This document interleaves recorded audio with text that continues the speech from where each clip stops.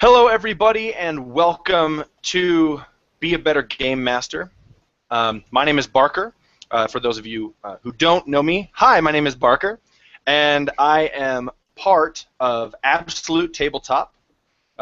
These fellow gentlemen next to me in the digital arena that is this YouTube video are my colleagues in Absolute Tabletop.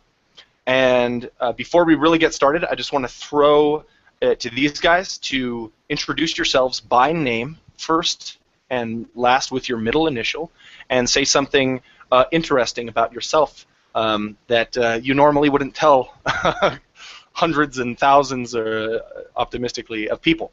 So we're going to start on my left. James Kearney, go ahead. So I'm going to do the opposite of what Barker said in every respect. I'm going to tell you something that I do tell everybody every day, and it's not Kearney, it's Carney. So like I said, the opposite. My name is James Carney. I am half of Tabletop Terrors with Tim and a quarter of Absolute Tabletop, as you may know. And like I said, something about me that I tell everybody all the time is that it's Carney with a K, like you were driving a car and somebody crashed into your knee bone. Carney. Boom.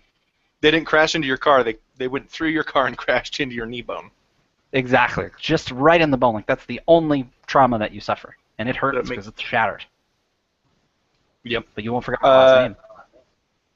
Matt, go ahead. I forgot what I'm supposed to say. All right, Tim. I am. Oh, I blew it! I actually think Matt on your screen is the perfect thing to say. Say it. My name is Matt. I write and edit stuff. It's true. No one can argue that that's not the case. Tim Carney, go ahead. I'm Tim Carney. I'm the other half of Tabletop Terrors. No, wait, you said Carney Timothy T. You wanted us to do our last, then first initial? I don't even remember what I said at this point. No, it's cool. I think something that like a lot of people wouldn't know about me is my social security number, which is 501-33-779. Did you catch that? You realize that all they have to do is try 9 different digits, and they're going to come across the right one. I feel super I'm sorry, bad. 10 digits? No. Not 9. I feel super bad for whoever's social security number that really was that I rattled I was off just about to say, someone out of Buffalo, New York is going to be very surprised at all the D&D products that were just purchased using their social security number. Harold, why do we have 1D12 of credit cards now all of a sudden? Anyway, welcome everybody to this YouTube channel and this live stream. Basically, about a month and a half ago, we released at AbsoluteTabletop.com a supplement called The Convocation. And this was one of Matt's supplements, and what we did is we got in a live hangout and we decided to roll up Convokers and play an improv game. And it was awesome. And then 3 weeks later, we released The Copper Jackals, and we decided to roll up a bunch of mercenaries for hire, bad dudes, Expendables meets D&D type of characters, and use the improv tables that were in the supplement to create another improv one-shot game. And so we just released Be a Better Campaign Master, Book 1, Building the World, which is all about world building. And there's a sample down in the video description. There's a link to a sample of it, which is like the first 22 pages of it, or 8 through 22, and it'll give you a good idea of what the book is about, what can be seen inside of it. But I mean, there are 133 pages in this thing. I'll just hold this up. This is a binder of the entire book that I decided to print out and put in the binder. And my original goal is to put all the Be a Better Game Master supplements in there, but I can't. I can only fit this one, which is a really awesome problem to have. It's super dope, and I think currently this supplement is number 2 on Drive-Thru RPG, which is pretty cool that people are enjoying it. So at the very least, pick up that sample and let us know what you think. It's over at AbsoluteTabletop.com. But what we decided to do is we decided to do another improv thing. What we're going to do is we're going to go through the book and we're going to build a world. There are going to be times where I throw it to the guys to roll on roll tables, where I decide, let's pick between these two options for our world, and I'll throw it to you in the chat, and we'll kind of see what people want. And then I'm going to screen share my Photoshop where I'm going to be drawing a map. And ultimately, by the end of this stream, we're going to be creating an entire world, which is, I think, pretty dope. So, without further ado, let's get started. You guys want to get started? Yeah. Yeah. All right. So I'm going to share my screen, and we're going to watch the internet in New Mexico just explode. Let's see. All right. Let's try this out. I don't want to crop. I want to paint. You guys see that? Yep. Yep, that's the world. Oh, you just erased it. Dang it. Dude, we were almost done, Parker. If only there was some sort of key I could press to make all of it come back. Nope. There you go. All right, cool. Logo for Australia. So my eyes are not in the chat, so these guys will be answering your questions about the book, about what we're doing, take suggestions for our world. And then, oh, by the way, something I forgot to add is that at the end of this, we are going to be playing in a one-shot game, completely improvised, very short, maybe an hour long, maybe less, inside of the world that we're creating. So I have no idea what we're going to create. I don't know where that one-shot's going to take place. And hopefully it doesn't suck, but we'll have fun either way. All right. So the first part of the book talks about how you should follow it step by step. But the first part of the advice talks about the type of coastlines and how you can draw your coastlines. So in the chat, let's hit this up. What do you think? Should we draw a massive world, like a single landmass? Should we draw an archipelago? Should we draw a region? What sort of landmass should we draw?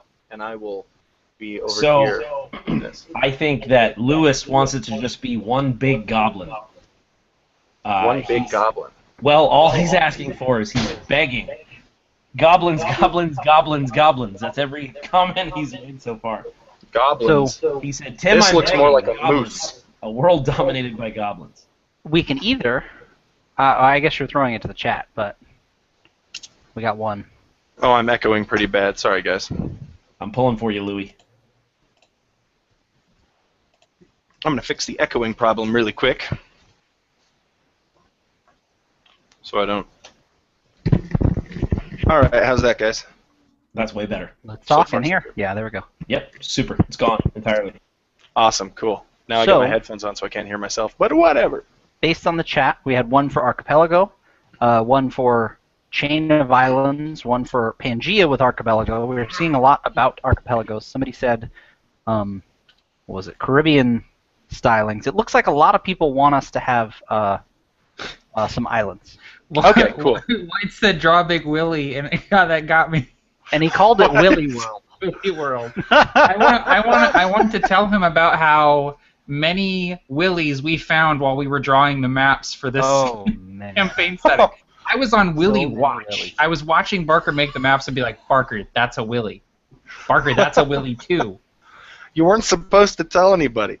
Willie Watch. There may be a few that slipped by us too in the book. If you look for them and you find them, It's actually a contest we decided to hold.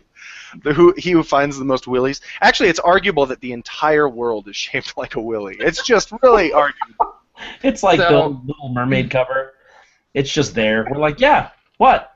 Point it out.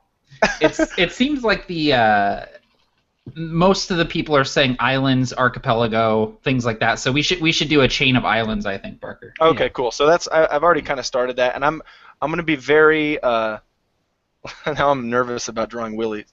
Okay. I'm on Willy Watch right now.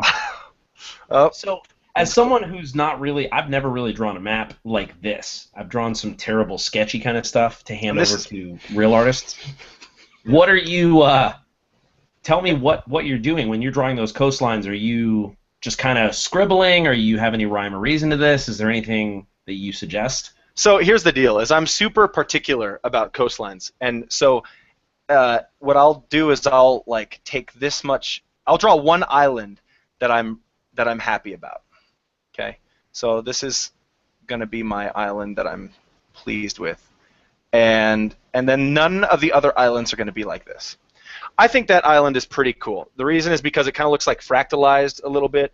We've got some places like there could be a bay that could go there, or sometimes, let's see if my eraser works. Oh, geez, it works.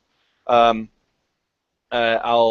erase this, and I'll do something like create these little sounds type of things. Like that, to me, kind of looks like a person with, it looks like a Bart Simpson character. Like, dude, it super does. I can see it. See, it looks like Sideshow Bob. Yes. It looks like an island. That's what it looks like.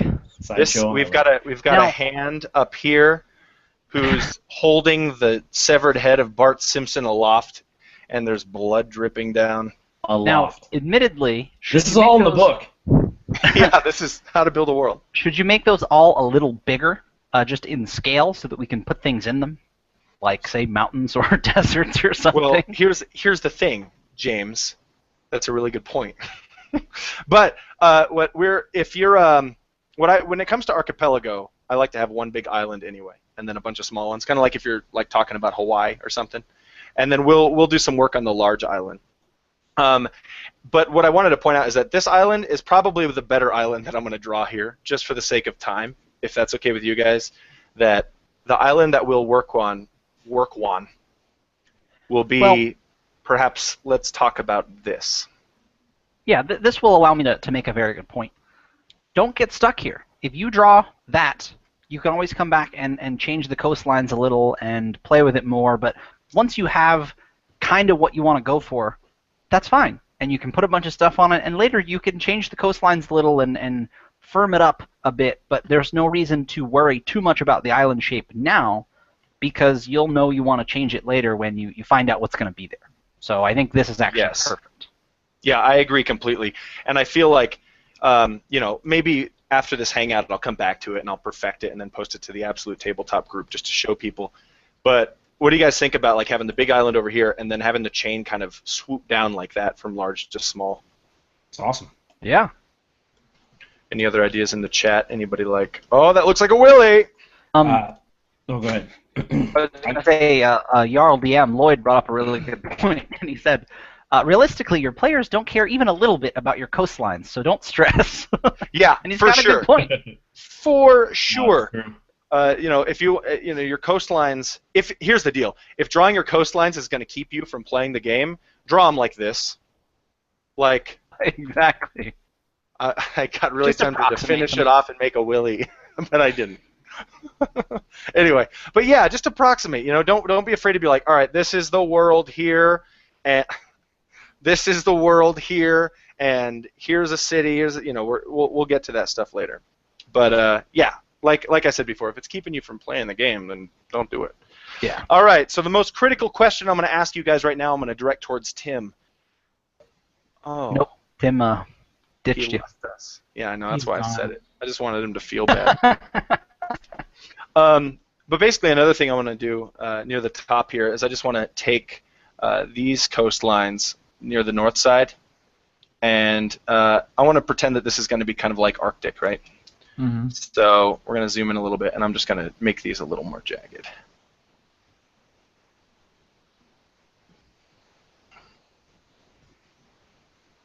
No willies yet. You're not trying hard enough.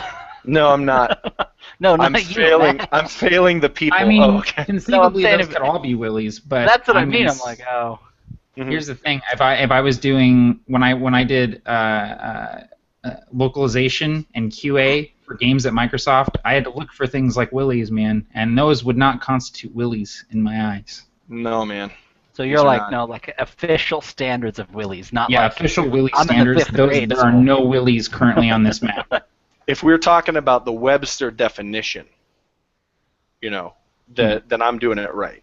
Yes, you absolutely are. Let me know if I cross Webster lines. I will. I'm on it. So, next section, and if you're following along in the chat, in the video description, again, there's a sample download link to this supplement where you can get basically just a free sample of it, and it includes the mountains section. And so next we're going to do mountains, and I'm not going to worry about the drawing of the mountains, although there are some really awesome drawing tips by Nate Vanderzee of Sellsword Maps and WASD20. He just kills it with some 3-step drawing tips. You can find those in the sample. And but we'll just figure out where they're going to be. So, Jamesy, my friend. Yeah. Are we going to do this scientifically, or are we going to do it fantastically? We're going to do it fantastically. We're gonna go hard in the paint, the fantastic paint. We're going to play basketball right now. Okay, all right. I thought this was world building for a second. Barker, there's basketball in my world, okay? Get over it. Yeah, just basketball. I rolled on the roll table already. I said basketball. These mountains were made from the indentations of a massive Dikembe Mutombo that walked across the plain dribbling a massive basketball. They're called the dunks. The mountains are known as the dunks. The dunks. Just created our pantheon. Good job. Yeah, no, nearby is the small village of Layup.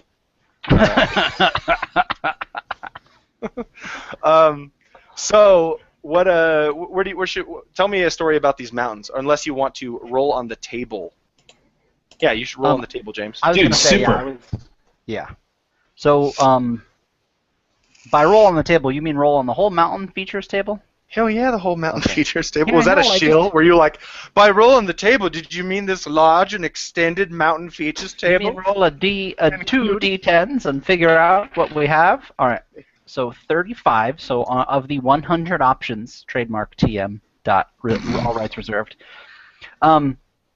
This mountain feature has a pair of peaks with a narrow pass between them. Oh, you said 35, right? Yeah. Awesome, cool. So, where do you want to put those, Matt? Let's put them. Let's put them right at the where those two sort of inlets are that separates kind of the bottom portion of that island from the top portion right there. Let's put the two mountains there so that there's a pass that you have to take to get into the northern reaches of the island, and conversely, you have to take that pass to get down into the southern area as well. Okay, cool. So, what we'll do is, like, to scale, and I'm not going to worry about drawing. I'm going to draw like something like this. Exactly. And then maybe some hills around it. This is just, again, not at all. Nate is like looking at this right now, saying, "I drew "Oh my those God, tips. dude." What are you doing?" So, Barker, I love looking at Matt's face, but I think that you should click on you so that everybody can always see the drawing. Okay, all right, that's a good point. I love looking. Were you at Matt. clicked on me, Barker? No, No, I was no, it clicked on nobody. Yeah, you popped up when you were talking, and I was like, Matt's showing the inlet, and it looked cool, but I like seeing the map. So we'll just say, and we'll remember this for later. There's a narrow pass in between these mountains, like a road or something. Cool. Going between them. Cool. Awesome, rad. Are there any other mountains? Do you want to roll again on the mountain? Hey, let's actually have someone in the chat roll on the mountain features table that's following along. Totally. Roll on the mountain features table and give me a number, and I'll check the table, and we'll see what that is. And I'm basically, since there's like a 20-second delay or something between us actually saying this and you receiving the information, I'm pretty much going to take like the first one I see. So 17. All right, 17 is the first one I see. Intensely cramped mountains intersecting erratically. Tim, where should we put these babies? So I'm thinking, I kind of want to stray away from the main landmass. Is that okay? Oh God, no. What do you think this is, an improv world building session? What? Get on Yeah. script, man. Yeah, dude. Did you not receive the script in the Facebook chat? Oh no, hold on. Still working off. Oh, I thought. I thought he was just that dedicated to the joke of silence. I thought he was that dedicated to the joke too, but I think he. Tim, are you still there, man? Oh darn, he's not here. So I guess I'll have to throw it to someone else to tell me where to put the mountains. I think it should probably be James since I chose that mountain range. Well, there. yeah. So no, if we're just like he said, he definitely wanted it on a different landmass. Are you okay with that, or? Yeah, dude, I'm totally fine with that. I was just kidding around. I was just making a joke. Are you familiar with jokes sometimes? No, I don't. What are those? Okay. I'm the robot. Can you not hear me? No, dude. We can't hear you. That. We couldn't hear anything before that. Oh wow. Well, I will not go back and say the stupid jokes. I was like, wow, these are really dumb jokes. Nobody's saying anything. It's silent. All right, so what do you think about this island, Tim? I mean, we can do it. You pick an island. I want to do it on Sideshow Bob's face. Oh, right here? Yeah, because, well, the whole thing. Because I think that there should be something very valuable on that island, but it should be very difficult to get to. All right, so intensely cramped mountains intersecting erratically. Right. So I'm gonna jagged. Go ahead. I was just gonna say just jagged. Like nothing but mountains. Up and down. Yeah. Just mountains. All over Sideshow Bob's face. Dude, that's cool. It's like freaking Badlands on Sideshow Bob's face. Yeah, it is. This guy needs to use some proactive, is what I'm thinking, to be honest. Clear cell, dude. That is what the mountains look like in, I think it was called Wind Shear Pass. Zits? Or right here? No, what you're drawing. Oh, Jesus. God. Dude, get on my level, man. We're not talking about actual mountains right now. Get on my legs. So, yeah, again, these are just to resemble jagged mountains. Do you want me to fill up the island or just kind of stop here to let this little... I think stop there. I like, maybe like a coast. Cool. Sort of like the northern coast and the southern coast can be where maybe certain tribes sort of fight over the resources or something. Yeah, for sure. Like a little French beret, just like that, yeah. Like a little... Okay. Let's go back over... well, we can actually go anywhere. I think this is ready for print. I think we could... Dude, this is one thing. This is the new Absolute Tabletop campaign setting. Yeah. We're going to cancel all future... Yeah, dude. Aeronoth and Kea and Dragongrin supplements. It's called Dragon Kaenoth. Dragon Kaenoth. Dragon Kaenoth. Dragon Kaenoth. We're like the Glee of supplements. We're just going to mash up our current things. I don't get that joke. And I've watched Glee. Yeah, they do nothing but sing mashups. Or at least in the first season, that's all they did. Oh, I didn't. Okay, cool. All right, sorry. I made you explain the joke, and then I realized I got it when you first said it, and I'm a no, explaining it didn't make it funny. It was simply a yeah. World building. All right, so we got a couple mountains here. Do you guys want to jump to the next section of the book? Let's do it. Yeah. All right, cool. So next we're going to do rivers. And so I don't know how many people in the chat actually have the supplement, but this is beyond the sample section. But what we'll do is we'll have you guys still roll numbers, and we'll tell you what exists on the table. So basically the thing about rivers is that, and this is something I learned the hard way, I have one of my videos that talks about this incorrectly. But basically rivers start from a source and then flow out, and then there are certain parts of rivers that coalesce as such. I used to draw rivers like this, where they would kind of pitchfork out, which is not necessarily the case at all of what they do. There are some areas that look kind of like that, like deltas and things like that, but that's not really how rivers work. Yeah. The thing that always helps me remember is like rivers will always take the path of least resistance, like towards a larger body of water, and so thinking about rivers would never split up because they would always take the same path if they were flowing in the same river, basically.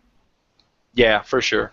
For sure. It's one of those simple things that just helps you draw geography when you've never done it before. Exactly. Well, and to plug the book, I'm one of those people that when I draw maps, I make that kind of river you just did, where I don't know much, if anything, about the actual geography of it all, and this book does a really good job of giving you just enough. It's not a textbook, but it gives you a few key pointers so that you can make good decisions, not so your map is necessarily accurate, necessarily scientifically, but civilizations follow rivers, and certain resources and things like that flow together. The book tells you how to make a story out of this science. And so I really liked reading it because I thought, wow, this makes world building a lot easier because it kind of tells you where to put everything as it works in a real world.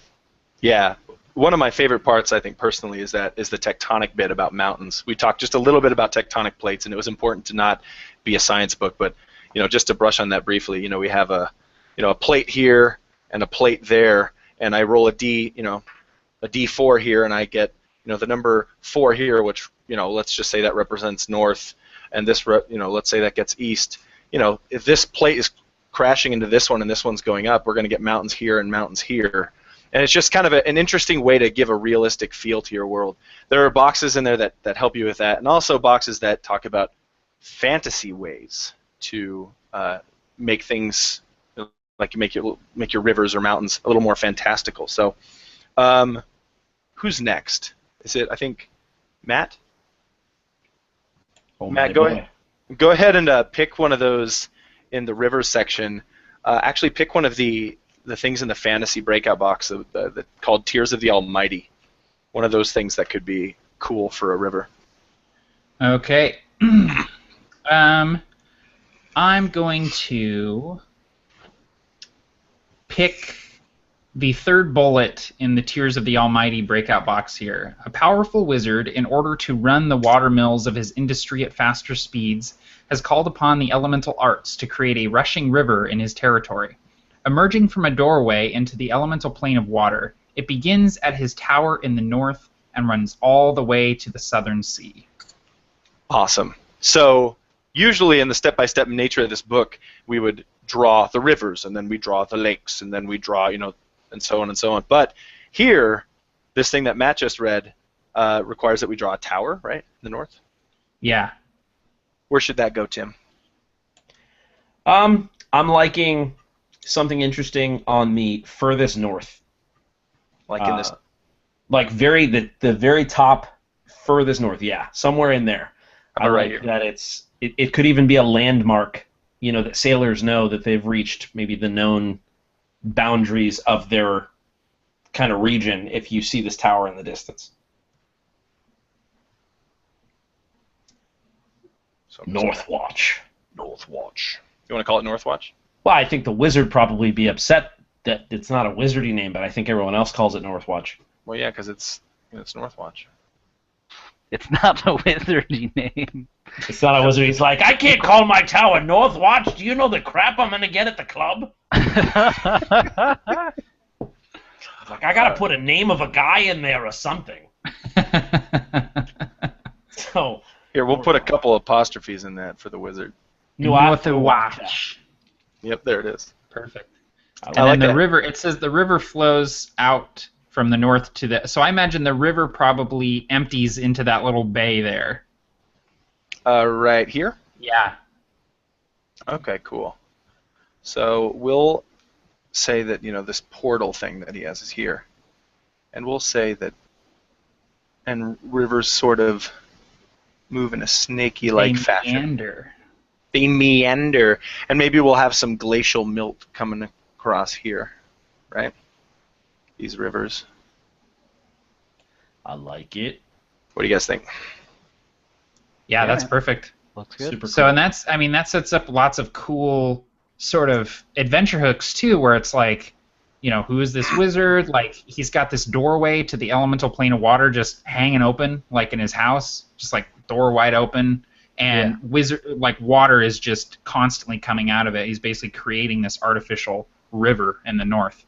And it's like, that's a doorway to another plane. Anything could come through there. Like anything could climb through. Exactly. And I imagine he's got like water elementals and stuff like working his, whatever he's got these water wheels going for, he's got water elementals like working on stuff for him too. I love that. Oh, yeah. That sounds awesome. Like, and I'm taking notes here. Go ahead, Tim. I was just gonna say, you know what it reminds me of? Like a really cool zone in World of Warcraft. Like if you go like walking through and you see all these like water elementals, they're just neutral, but they're like churning these huge water wheels. That's what I'm imagining. Yeah. Similarly, if for some reason it was closed suddenly, anybody that lived there or relied on that source of water or lived on the port that it emptied into and a lot of different things, it could cause a lot of trouble if that suddenly happened. Mm-hmm. Yeah, for sure. That's definitely something that adventurers might want to take care of, or entire militaries, depending on how bad it gets. So we got some numbers that were rolled that James, you put in the chat. The first number that you shared was 32 on rivers. 32 on rivers is a gorgeous brook that winds through lush green foothills. So I'm going to make an executive decision because I haven't made one yet. I like the idea that a river is going to terminate here. And so we're going to take a river and just kind of snake it down. And we're going to put some foothills. That is not a foothill. Some foothills. Those are real nice foothills, Barker. I appreciate it. Do you like the little flair I'm giving it at the end? I do. That's a little too much. That's too much flair. That's a doctor's signature foothill. I don't know what mumps look like, but I imagine those are mumps. Or shingle. Or hives. Yeah, like any of those rashes. Now suddenly this is a body, and everything you draw hives. looks like something weird. So is this? What do you guys think about like a gorgeous brook? Right? Yeah, Dude, I love like it. that. Yeah. All right, cool. And here's the deal: is what I'll usually do is if I'm in Photoshop or something like this, I'll create a new layer that I can be like. Oh, are you doing this all in one layer? Oh, Tim, don't look. No, here's why I'm doing it. Here's why I'm doing. Did I spell gorgeous right? Can I guess why you're doing it in one layer? I think so. Yes, you can. Because you're emulating anyone at home who might not have access to Photoshop and who's using a paper and a pencil to show them how to do it without caring. 100% what I'm doing. That's absolutely. The reason I put it on a new layer here is that to simulate maybe you're drawing on your notepad or something, because I recommend doing this with a notepad next to you or something. Keeping certain notes. But yeah, what I should have done is wizard dude. I should have put that on this layer too. And I'm sure Tim knows exactly how I'm going to do that. But to save us all 15 minutes of heartache, I'm not going to do it. So are you saving it at least? Not even a little bit. But I'm going to Control S right here. Yeah. Hangout map. Save. Boom. There we go. All right, done. Okay, so I added a little other river here. Now let's take another number. The second number we got, what was that? Matt or Tim or James? We got 32 and 67. 32 and 67. All right, so we just did 32. 67 is a serene river that passes under two immense statues of a long forgotten culture. Cool. Guys. We have two rivers here. Or excuse me, two mountain peaks here. What if a river passed through and we carved some statues into each of these peaks? I think that's a really cool idea, and I'm totally down for that. Oh yeah. It's crazy. It's like I've never seen somebody do that, and it sounds like so cool that it would just be so iconic. If say there were like a book or like a movie that had that in it. Oh my God, I was just thinking the same thing. I don't think so. That would. It just wouldn't evoke any feelings, right? Like if it were part of a journey, a big landmark. I guess it would just, a journey. You're taking a lot of leaps, though, James. I don't know. So what are these statues of then, Barker? I don't know. It said, what was the number? 67. It said immense statues of a long forgotten culture. So actually, I don't know. I automatically went Lord of the Rings because James was talking, and I started putting dudes in there. Why don't you roll again on the tables? Let's show people how you can kind of use tables as inspiration. Roll again, and let's use a seed from the next roll in this one. Okay, cool. 67 was the next one. Oh my gosh, everyone's rolling 67 and 32. Is there another number in that chat other than 67 and 32? You put a person named Game Mastering 101 rolled a 32, and I thought you said that they rolled a 101, and I checked the chart. I looked at the table. We did it big on this one. I rolled 50. Okay, you rolled a 50. We also have a 24 in the chats. Depending on what we want to do here, we can use either one of those. Okay, cool. We'll say, all right, so 20. We'll use the 24. It says this river is oddly angular and geometric with great stretches of perfectly straight lines. I think it'd be cool to have like interesting geometric shapes bulging out of these mountainsides. Yeah. Perfect. Absolutely. That's perfect. So it's not necessarily things that don't really make any sense, like no one knows what they're from or why they're there, like who carved them. It's like a Stonehenge type thing where it's just like, the hell is this even? Yeah, like, why is it there? Because Yeah. somebody could very well have carved it. Maybe there are some dwarves that say, yeah, we could do that, but Yeah, why but would we? Yeah, It doesn't serve any purpose. Dude, Why yeah. would we carve it? And that's what's cool about this book is there are enough roll tables so that if you think immediately, like all of us did, 2 statues, like Lord of the Rings, 2 humanoid statues, you just roll the die again, and all of a sudden, what is this place? Why the geometry? There's a whole separate thread of stories that are happening that are way more interesting. Yeah, for sure. And there's also worksheets in the book, in the back of the book, that you can like fill out, like a geographical feature worksheet, where you can actually fill out like what this is, what it's called, what the people, locals call it, how it's used, if it's used. So there are a lot of different options you have. So I'm just going to add more rivers. I also messed up and I added a river to my. This is what I do all the time. You see that? I added my river to my notes. I see I'm it, sorry, Barker. Tim. Oh, I I'm see it. Sorry. It's not that bad. I'm crying blood. Oh jeez. Oh no. Oh no. So I like to think that there's maybe another stream that's forming here.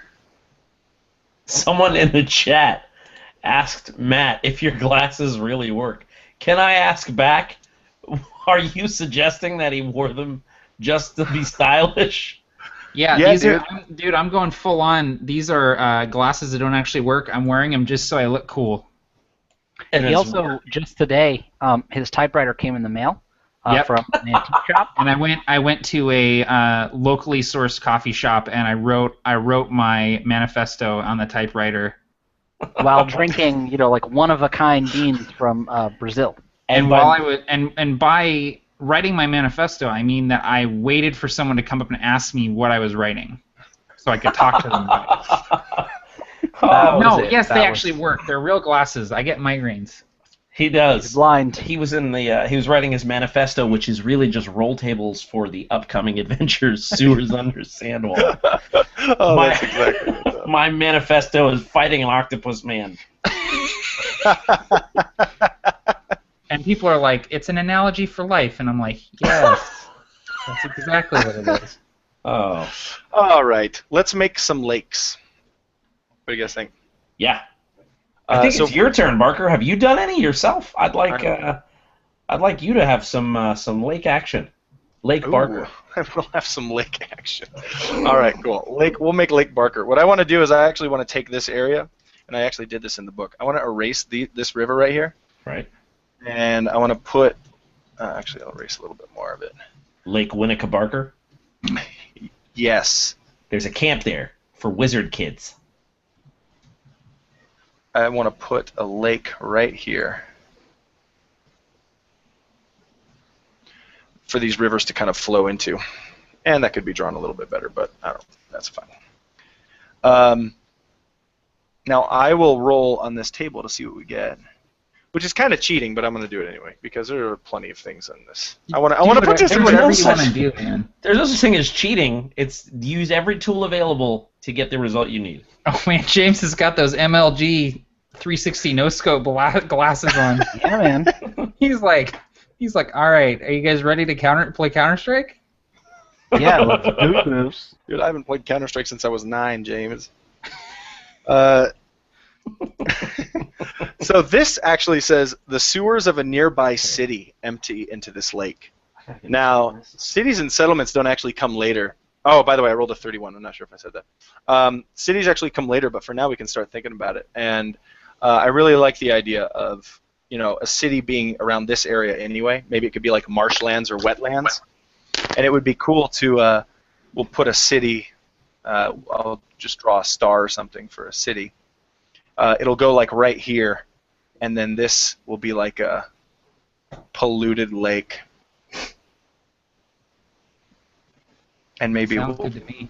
I don't know if like little. I was gonna draw little bubbles, but no. But yeah, this is a. But no. What should they call the lake, Matt? You did a breakout box on naming things. What should they call the lake since it's so polluted and disgusting? They should call it. They should call it Scum Tide. Scum Lake Tide. Tide. What the hell? Tim's got his glasses from his nerd costume from Halloween from 1998. He's rocking those. No, these are for style. So With these glasses, I can see 38 seconds into the future. it's like John Lennon is back and doing it wrong. I just feel like I was the only one not wearing glasses. What in the hell? I gotta make it. I promise you. I love it. Is that mustache chained onto the sunglasses? Yes. Yeah, so man. is. That's my little mustache. Gotta write my manifesto real quick. Get some locally sourced coffee. I don't know why, but it seems like we all planned a silly glasses hangout, and I promised that we just own these things, and this wasn't planned. Nope. Oh god. That person in the chat that asked if Matt's glasses were real, that was actually a plant. Yep. So actually, someone in the chat, I think it was Xavier, just said lock scum, and that was actually kind of cool. So That I'm is cool. gonna Let's go with So that. you mean decision. somebody actually contributed to the conversation instead of leaving the hangout to get stupid glasses? Hey, I can't speak for anybody in the chat, but I do recommend that if you're in the chat, you go get your goofy glasses on, you put them on, you watch the hangout, and you take a selfie and you post them to the Absolute Tabletop official Facebook group. And I don't have anything further. And we'll like, share, and tease you. Hey man, it's all part of the fun. Yeah, I was gonna say whoever has the coolest one. Maybe I shouldn't commit to this. Whoever has the coolest one, that should be the Absolute Tabletop's official picture for 24 hours. Oh, that's a good idea. We'll vote on it, and then we'll make that our official picture for 24 hours, so long as you sign a media release agreement or some crap. There we go. Perfect. All right. All right. So we got our lake. Is it cool? You guys want to move on to oceans? Yeah, let's do it. Yeah. Yeah. All right. Moving on to oceans. Now we have a breakout box that recommends that if you want to make your oceans more fantastical, you could make them filled instead of with water with things like normal things like blood or liquid metal. So do you guys want to make insects? Dude, I loved that one. Insects was my favorite. Fill your oceans with insects. Dude, think about that world though. That's intriguing. Dude, I would not want to. I would be like, I'm out. Yeah. Why do they stay there? Why Yeah, instead of I'd it's be like I ain't taking instead a of the boat ocean- out on the freaking bug sea today. yeah, I'm like instead of the moving. oceans being full of insects, it's just the world is covered in insects and the oceans are half full. No, dude, the moons pull the insects back every day. The tides, man. Oh yeah. So the insects, they wish they could, but the gravitational, I don't know at all what. No, Hey, dude. yeah, no, that's how you start, man. No, dude. In Florida, if you go into a swamp or a marsh, the entire thing about this far off of the water is covered in mosquitoes so big that there are saddles on them from tourists riding them. And if you imagine that over the ocean, those mosquitoes, I don't know what they're doing there. They're mating or whatever, but imagine that in huge masses on the ocean, just a foot or so above the ground are these enormous insects that just don't really care about people. They just want whatever's in the water. And so it's like an inconvenience more than anything else, but it's like love bugs times 1 million. So That sounds terrible. this is a little bit of a again just sort of showing how this book can really make you think about your world. Somebody asked, well, how would boats work?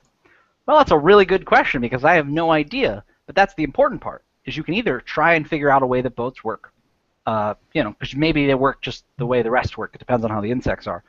Otherwise, it's like, well, maybe people can't cross the oceans except by magical means, teleportation or otherwise not touching it. You have to fly there. Maybe there are airships, and suddenly you have this world that has changed drastically in a lot of different ways because the ocean is made of insects.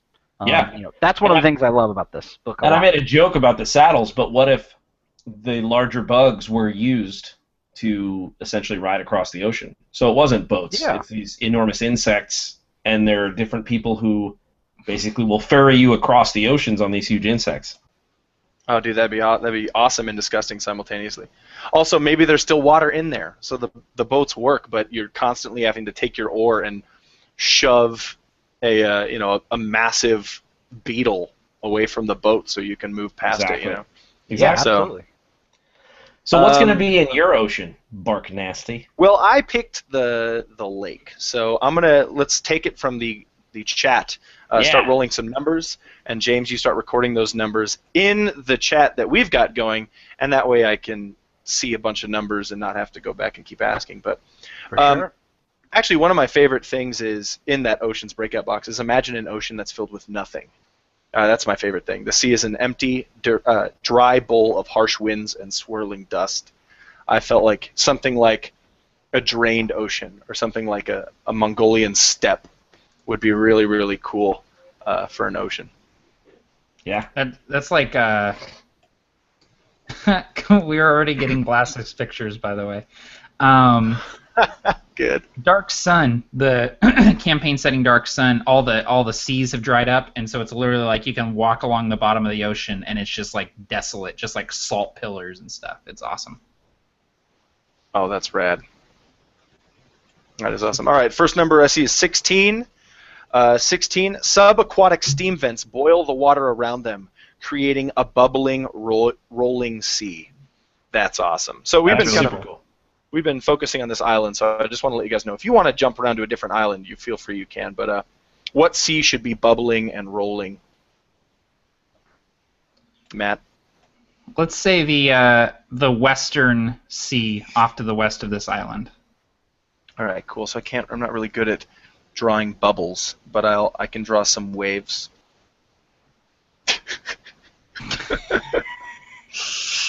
Oh God. By the way, here's how I really draw. Are you sure? Here's how I really draw coastlines, right? This is my most basic coastline, and this is something that Nate from Sellsword Maps taught me, and WASD20, is something like just this kind of two-layer outline of your entire, like, just look at that kind of thing. When it's zoomed out, it looks a little bit better, and if they're a little bit closer to the mainland. But anyway, no, I cannot draw waves or bubbles. But so what do you guys think it would be called? Because my inspiration is to be like, all right, that's a bubbling, boiling sea caused by steam vents. I'm not sure if the people in this world know that there are steam vents being caused. All they know is that it's boiling and it's hot and it's dangerous to cross. So I kind of feel like it might be cool to call it something like Iron Bottom Sea. Which is, noting that you have to have a ship that has iron on the bottom to avoid, I don't know, the wood becoming completely warped by the heat, flooding the ships or something. I really like the Royal, or we had a suggestion in the chat for the Cauldron, which I think is badass. Hell yeah, that's it. That's great. So I'm going to write the Cauldron here, and just the name itself, if I'm running a game, that reminds me, oh yeah, this is what the adventurers are going to find in the Cauldron. And I imagine that island there in the center of the Cauldron is like, no, don't go there. Maybe it's volcanic. Yeah. Because maybe that's what causes all the steam issues, you know what I'm saying? And I love that it's okay, especially even if you're working through this book step by step, go with where the inspiration hits. Right there were no roll tables, no steps. It was just like, hey, volcano goes here. And that is just the way to do it. Yep. And if you're following along, we're on page, I think we started around page 33, where the oceans begin. And if you want, maybe Matt, I don't know if you have it pulled up. My computer is so slow, but maybe we should share the book every once in a while too, and kind of show some of those beautiful pages inside. That's exactly what we should do, and I'll share your screen, Matt, if you jump into that. This is either a volcano or a massive tree of life that's blowing in the wind. It's down completely with All right, so I'm going to share Matt's screen really quick. What page am I going to? Let's go to the... Oh, go ahead, Jim. No, go ahead. I didn't know if you knew. Yeah, 33 is what I was saying. Yeah, I didn't know, but that's... Okay, I'm there. But yeah, basically that's an example of our science box, right, where we're talking about inland seas and things like that. We also have every single section has tips on how to make things, and we have cool little quotes there from people. My favorite, this is the last plug before we move on, my favorite part of this book is the page numbers. If you look at the bottoms of on the page numbers, I don't know if you clicked Matt, Barker. I'm sorry to interrupt you. I have Matt clicked on. You do? Yeah, I definitely have Matt clicked. Okay, my bad. No worries. No, that's fine. Yeah, and it's clicked in the live stream too. Okay, cool. Sorry. No worries. But I like the little questions that it asks near the page numbers. But like you can see, oh, I see what happened, Tim. Yeah, if I click Matt, it doesn't show it for you. You have to click him too. But Gotcha. For the stream, it shows it. But yeah, there are little questions that ask you about the world in the page numbers just to inspire thought, right? I think there's about 120 some of those questions. You know, are ancient relics scattered around the world? That's gonna, if the answer is yes versus if the answer is no, either way you're gonna have completely different worlds with a completely different backdrop, which I think those small questions are important. We came up with an ocean. I think we should probably name this Eastern Ocean too. So, who was the last person to? Oh, we'll pick one of the. You know, James, go ahead and roll. All right. This is on the ocean table. Yeah. All right, I got 71. Let me scroll down to this. There are so many pages, I just can't find it. An aquatic ooze thrives in this thick and gooey sea. Awesome. That's awesome. So, I am sort of, I would like to start setting the tone of our world a little bit. We have the cauldron, and we kind of know why, but I like the idea of this sludge being put there. This isn't natural. This is some sort of pollution or something that happened, and it has created these, potentially these sludge monsters or sludge-covered creatures that people just think are monsters made out of sludge. But I like the idea of it being caused by the people. It's not natural, it's man-made. What if it's caused by Wizard Dude? I love that it's caused by Wizard Dude. Is flowing into the ooze. And let's even, who knows what he's doing. Can we turn it on its ear and try this? What if the sludge is purposeful because it keeps something worse away, whether it's disease or something else that might naturally occur in the river? It's like, yep, we put all this gunk here on purpose because it helps me as I build this portal into the water world or something. Okay, cool. So did the wizard put it there? I don't know. That's where I write big checks that I need to cash later. Maybe that's too far out, but it's probably one of those things where the people probably assume it's the wizard, and then eventually the adventurers get up there and they're like, "Dude, you need to clean up the sea of sludge," and he's like, "I didn't do that," and they're like, "What?" And he's like, "That's not me at all. Like, I had nothing to do with that." And then the adventurers are like, I do a lot of bad shit, but you got the wrong guy." Yeah, you got the wrong guy. I do clean water. I like the idea that it's been there for a really long time. Like, it's ancient. Mm-hmm. Like Tim said, maybe it's some sort of prison, not necessarily directly, but it's keeping something at bay, or was once made to keep something at bay, and it's sort of the remnants of that. Okay, cool. I think that's a cool idea. But I also like the idea that maybe it's getting worse, kind of something that Tim said. You know, maybe it's getting worse, or maybe this, you know, there's going to be a city here or something that utilizes the ooze to, you know, fend off diseases or things like that, local diseases. Oh yeah, dude, yeah. And to tie it all together, the wizard is actually putting all those portals in place or whatever he's doing to fight the ooze, but it looks exactly like he's making it, to kind of call back to Matt's idea. That's a cool idea. And we'll see if that comes up in the one-shot. Oh, snap. Oh, snap. All right, next part is forests. This is one of my favorite parts. So, Matt, if you want to just share the forests, the graph, maybe the table. I absolutely can. Awesome. This is one of my favorites. And forests are really cool because, you know, you can really draw them wherever you want, because if you draw them near a river, you can say, oh, you know, this river really helps this forest grow or something. If you draw them without a river, you can also always say, oh, there's a lot of precipitation in this area. You know, you can pretty much just fill in blank space with them. And I don't know of any really awesome world that doesn't have a magical forest or something like that. And I know there are some, actually, but even those that don't have it have similar things, like magical areas. So yeah, and even if they aren't, like, entirely magical, there could be something interesting or weird about them, or, you know, and there's so many varying levels of it. Yeah, exactly. So we have that table here, and the next number that was rolled is a 14, and that 14 is... This forest is lush and full, with a thriving ecosystem of all manner of creatures. Where are we going to put this, people? I think this forest goes between those two rivers to the west. Right here? Right there, yeah. It's a cool idea. And I'm just drawing cheaply. I would probably spend more time on it later. But even if you're like, I don't really want to spend time on it now, that's not a big deal. That's actually how I suggest do it, personally.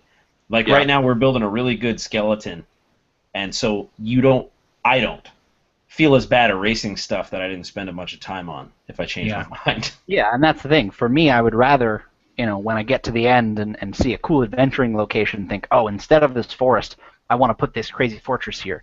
And you'd be really sad if you drew the best fortress or the best forest of your life, and then you wouldn't want to change it, and then sort of, you're clashing a bit. So. Yeah, exactly. You'd have to erase it to put the to put other features, to name it, stuff like that. And another thing that particular role brought up on the roll table is there are some really cool normal things. Because, we kind of make the joke, if everything's a zebra, then nothing's a zebra. Yep. If everything's a steam vent ocean, then that is one kind of world, but I like that that's hey, it's a forest. It's an ecosystem. This might be a normal-ish kind of place in the world. Yeah, exactly. And, what I see when I see, with a thriving ecosystem of all manner of creatures, what I think is, every species of bird, every species, like horses and their rhinos, just tons of creatures. That it's normal, but it's still abnormal in the sense that there's tons of stuff there. So, and I'll share my screen. You can see that I drew the forest here, where Matt suggested. And I like that it's close to the city, because if you remember, this city is pumping pollution into this lake, but they're also probably polluting a little bit into this forest. It's close by. Maybe they use that place for food, and their pollution trail follows into the forest. So maybe that's an adventure hook. Maybe all of a sudden this village begins getting attacked from an ogre tribe inside the forest, and you have to fight the ogres. And then you learn that the ogres are only doing this because these bastards are polluting our forest. Mm-hmm. So. Different adventure ideas just from the roll tables. I think we do need another forest, though. I think so too. Tim, you want to roll for? Oh no, we'll click. I'll look at the table. I'll look at the numbers of what people have already rolled. Sure, that's a great idea. I'll have you place it, Tim. That's perfect. I love this one. The trees. This is from number 47. The trees in this forest only grow when watered with blood, and it is lush and full. Nice. Where are we putting this forest? Oh man, yeah, that's definitely one I remember writing. I know. I remember. No, I let my wife into one of the docs to help us edit and proofread, and I remember you did one about insects burrowing into people and infecting their dreams or something, and Heather said, "Well, thanks for those nightmares, Tim," and it was just hilarious. I don't know if you saw that, but Tim, you're a master. At awful, vile things. I love you guys, though. I'm a nice guy. So we love you too, man. I'm thinking, I love a good fantasy map that has that sort of location where things are just bad. It's been in a bad way. Usually it gets either in the northern or southern part, it all goes gray, and it's kind of like the bad part. So my first inclination was, yeah, let's do that. But then my second inclination was, I kind of like it if maybe, what if we put it in between the two rivers in the north? So you've got Northwatch, and then you've got that, right in there. So that if you want to get to that wizard's tower, you're going to pass through that awful forest. I like that idea also, and I like that, maybe there's not a lot of precipitation up here because it's more Arctic, but, it's not precipitation that waters this forest. Exactly. Maybe it's the result of an old battle that took place here. Yeah, and that's another thing that, it's so fun to just sit around and go, all right, How is this forest lush and full as it's watered by blood? Yeah, exactly. What happened here? Was it recent? Did was blood spilt here recent, or is this like an ancient battle that a deity decided need to be forever remembered by the people here, or maybe and so they put a forest that grew from the blood, or maybe this is like, I think it's in Matt, your world, the Shade Veil, the forest grows out of the body of like a primordial or something, right? Yeah, dude. Super cool name in the chat by Xavier or Xavier Granville, Bloodgrove. Bloodgrove. Yeah, that's cool. It's cool. It's catchy. It's simple, and you know exactly what it is. And it might have some sort of kind of dark, hidden name, but most people would probably call it the Bloodgrove. Yeah, that's Bloodgrove, man. Cool. So we have a couple forests here. Oftentimes you might be like, I want another big one here, or I want to put one here, and I want to put one here because there's a lot of blank space. But keep in mind that blank space is also a good thing, I think. So, so the next section is jungles, where we can decide where to put jungles, or we can also, what I like to do is change certain forests into jungles. Is there something that you'd want to, either of these forests do you think should become jungles, or do you want to leave it as is, James? I think we want to leave it as is. I like a crazy, maybe some sort of like tribal or very old style jungle island. Like basically this place is undiscovered to some degree. So basically like an island with some jungles on it. One of these other islands we haven't touched much yet. So like, let me grab my stylus here. Maybe this other big one or something. Yeah, we could do that. Basically, like, people travel there, but it hasn't been civilized yet. So there are expeditions that go there and stuff like that, and there are countless rumors and stories about stuff that goes on that island that some people believe and some people don't. Awesome. And I probably, will want this to extend actually toward the coast. But what I can do is, head in there and change it up. Maybe, oops.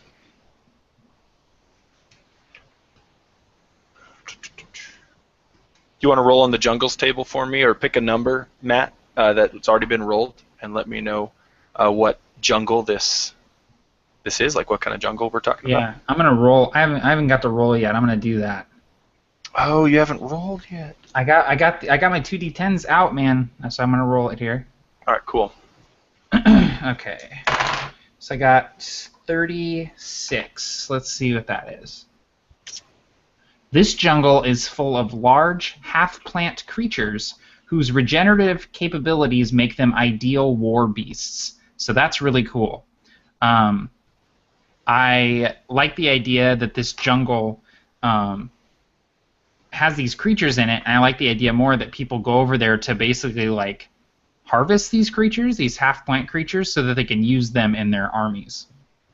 Oh, dude, that's awesome. Like siege rams or stuff. Yeah, like that. exactly. Like these big like elemental siege creatures that they're just like, these guys are really good at breaking down walls. We're gonna go over here and grab a couple dozen of them. Yeah, dude. And like Han Solo and the Rathtars. Yeah, exactly. I'm hauling Rathtars.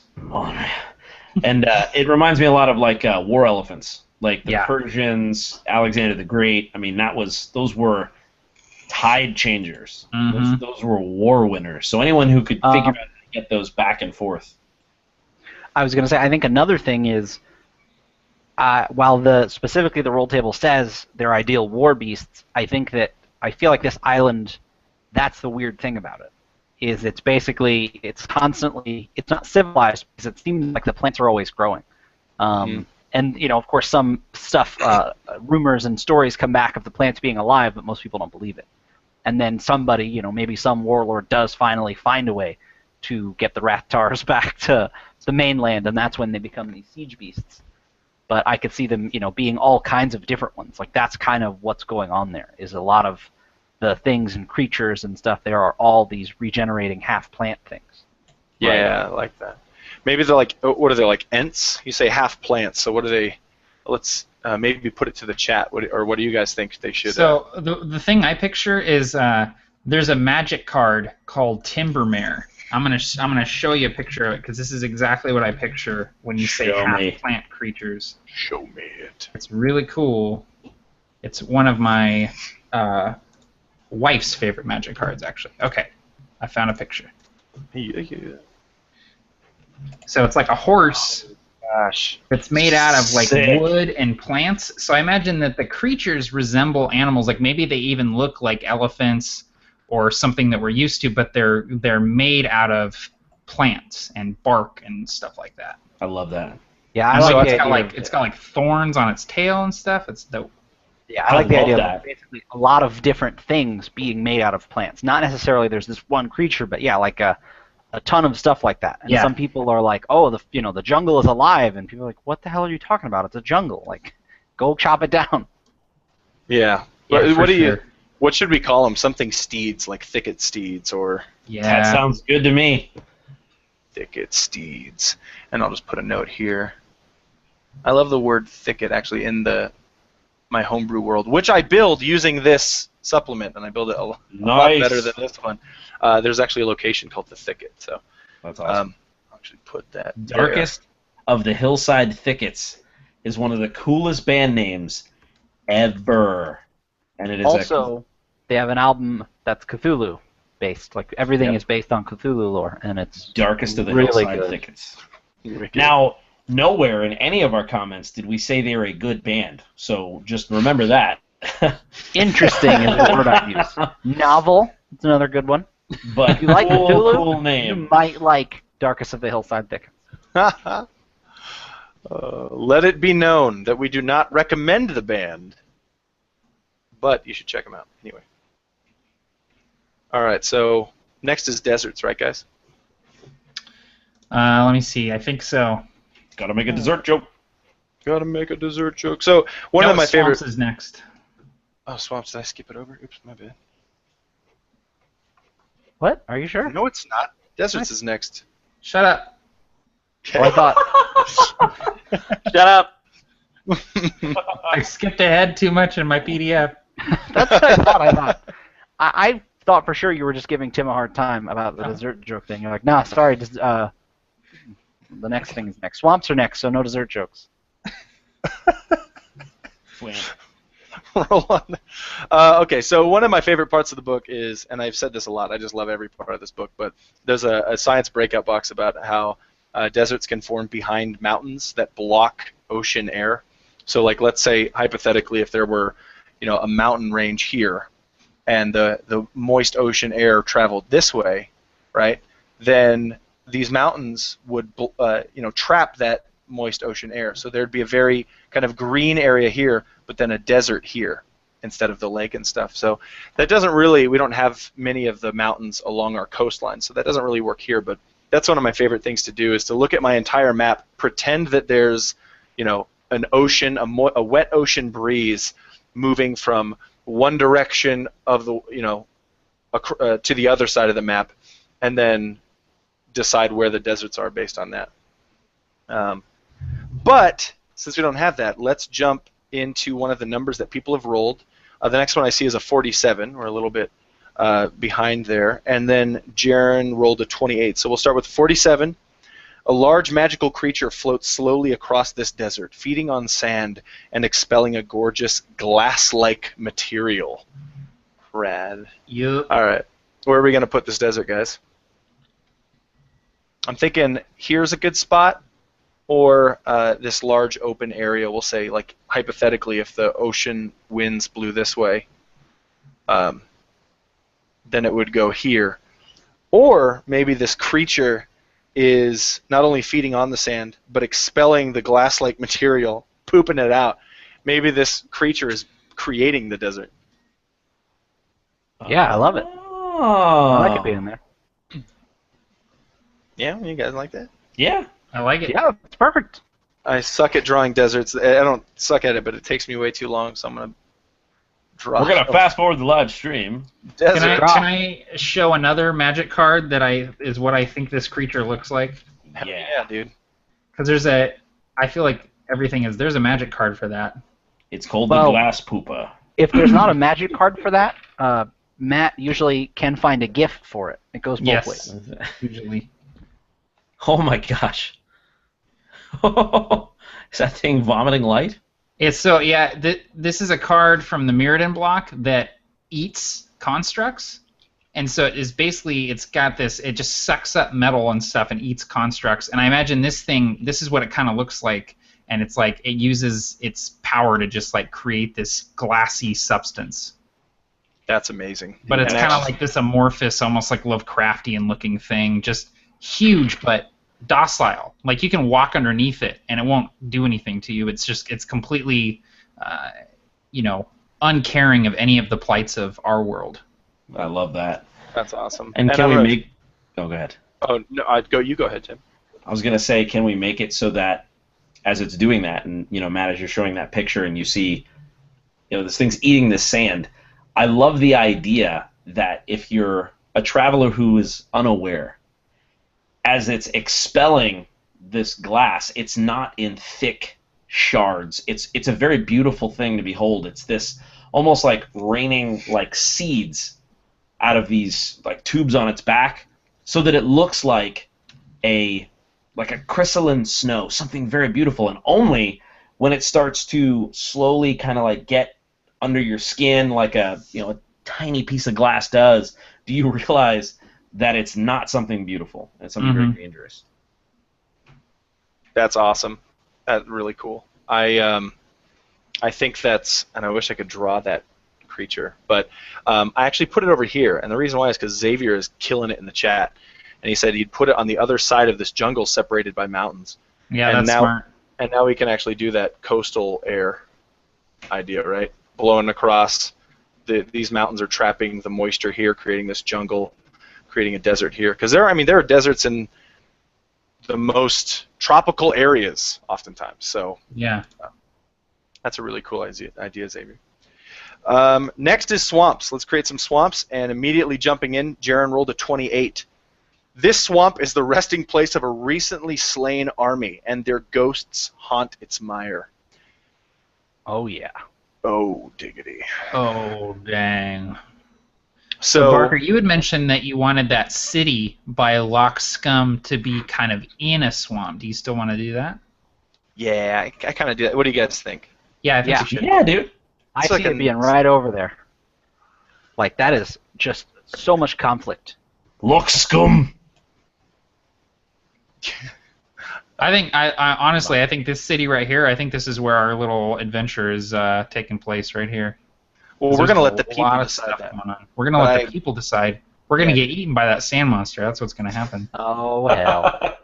We're going to be like, aw, dang it, we're level 1. Yeah, there are level 1. 9 HP. I haven't had 9 HP in a long time. Since I was a baby. I'll narrow it down to this island, just because there are a lot of... Well, maybe I won't. It doesn't really matter. No, we might have to... They're going to pick one of the blank ones, and we're going to have to then make that island. Yeah, we're going to have to make adventure. We're going to be over on Sideshow Bob. Hey, man. It's not a bad place. Okay, so Xavier said how to say his name. I was going to ask him. Xavier, is that sound right? Oh, okay. Well, he responded. Oh, sorry, yeah. He responded to that by telling you what it was. What is it? It's Xavier. He pronounces it Xavier. Okay, that's the better way to pronounce it, if I'm being honest. Look, man, I know two people. One, both of them are children, and I always ask them, and they can't talk, so it's so annoying, and I shake them. And I'm like, tell me how to say your name, you baby. And so one of them actually did. They were like, it's Xavier, stop shaking me. This is illegal. He suddenly could speak perfect English and had a deep voice. He also has a slightly East Coast accent, too. It's illegal. He's like, it's dude, illegal. you're blowing my cover, all right? Jesus. Come on. And that's in the world, too. That's in the book. Page 70. That's in there. That's a roll table for babies. Babies in your world. That's a worksheet. So glad you can't see my face. I'm dying. How do it's no? There's a roll table for how are babies made, and it's all the different stories you can tell children. For all the people who are saying I'm a baby shaker, it's okay. I have a baby. I have friends that are babies. I can say that kind of stuff. I have friends who are babies. It's fine. Oh my goodness, Tim. Tim. All right, polar features. I'm gonna make a decision here and say we have to do a polar feature here because I did the glacial melt stuff. So I feel like this area is a polar feature. Or just the whole area is a polar feature. You're a polar feature. Your face is a polar feature. All right. So I would like to, while we do the polar features, draw attention to the Aurora roll table in here, which I thought was so cool. One of my favorites. So I think that we need a roll on this D20 table for what kind of Aurora is here. Oh, yeah. Aurora, kind of like a Northern Lights in this world. Yeah. We'll say can be seen in this area. So, yeah, D20 roll, everybody. We got an 11 from Jaren. Yeah, everybody. I think there's a slight... Well, no, because he did it, so... Yeah, and any other numbers? 13? Did Jaren do it for the D20? Well, yeah, he posted an 11 there. That was a new roll. Okay. We have 11, 13. That's somebody that enrolled. So we have a 13 on that one. All right, let's do 13, because I wasn't sure if that first roll was... Oh, man, this one's perfect. This is so perfect. Oh, 13. My gosh, it is! Number 13. Baby Aurora? Yeah. The source of these lights is 10,000 baby souls. The Aurora Baby Alice! Oh, God. Oh, this... I have a very good relationship with my daughter, who is unshaken. I know. Oh, goodness. He can't speak for his niece, though. So, but that's, I look like some kind of baby shaker to you. Oh, my God. All right, so the source of these lights is actually on the ground. Some wizard's mischief. This is actually in the table that we rolled on the 13. Yeah. And so that's perfect. This aurora that's created in this area is created by this wizard dude. Dude, that wizard straight up sucks.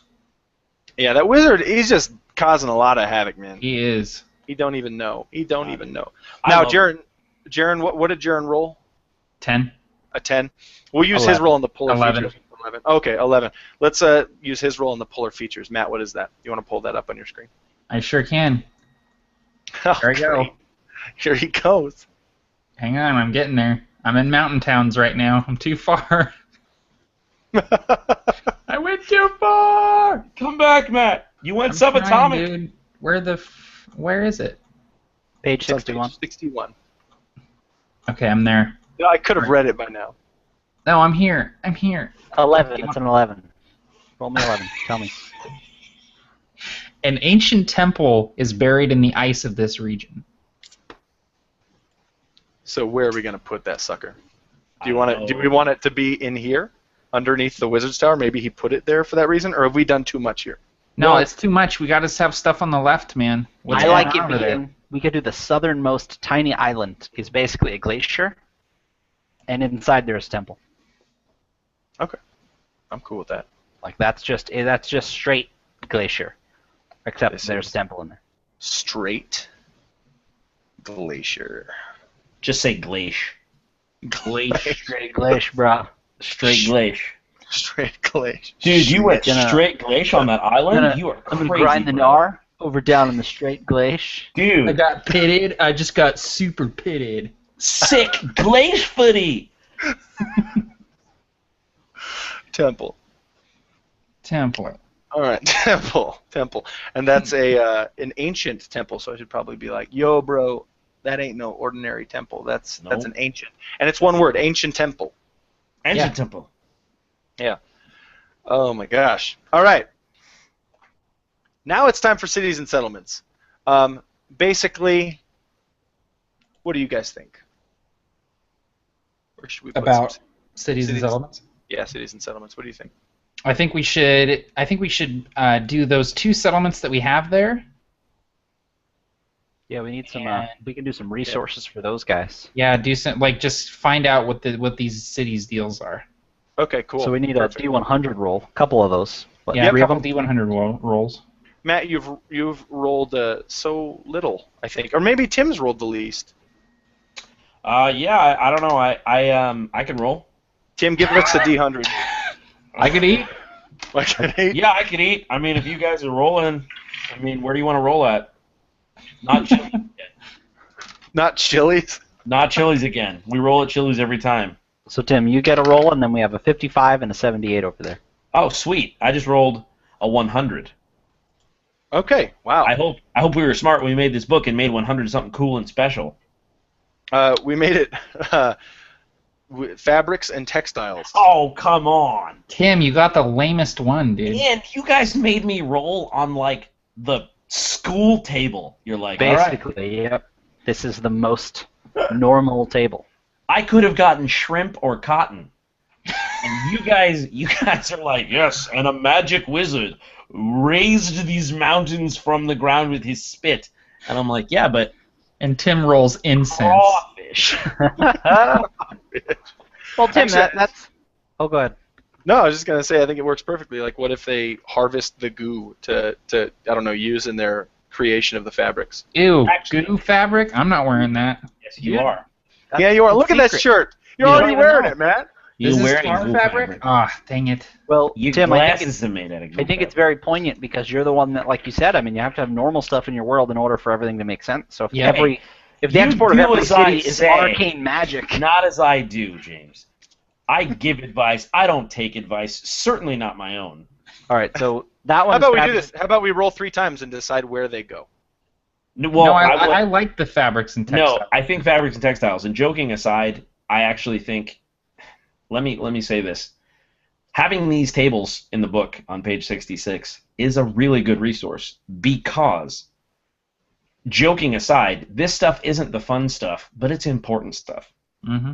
It's really cool to be coming up with water elemental wizard towers, but when you want story at its core, it's conflict. And these kinds of things decide what kinds of conflict on a day-to-day basis these people have. So, all joking aside, this is a really useful table. I think fabrics and textiles, and can we make it so that they harden it?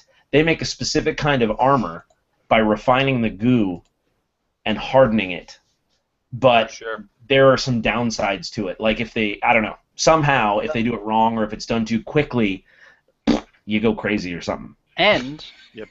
the You goo is just- drying you up. just If you lose it. remember, You should- Yeah. It's Bibi Bobkas. If you roll it out too quick, Bibi Bobka make you sick. if you remember, the goo is going away. So that is really going to hurt the economy of that place because Right. they're no longer able to use that. And think about like whalers who literally like these big boats that go out there. So this is me rowing a boat.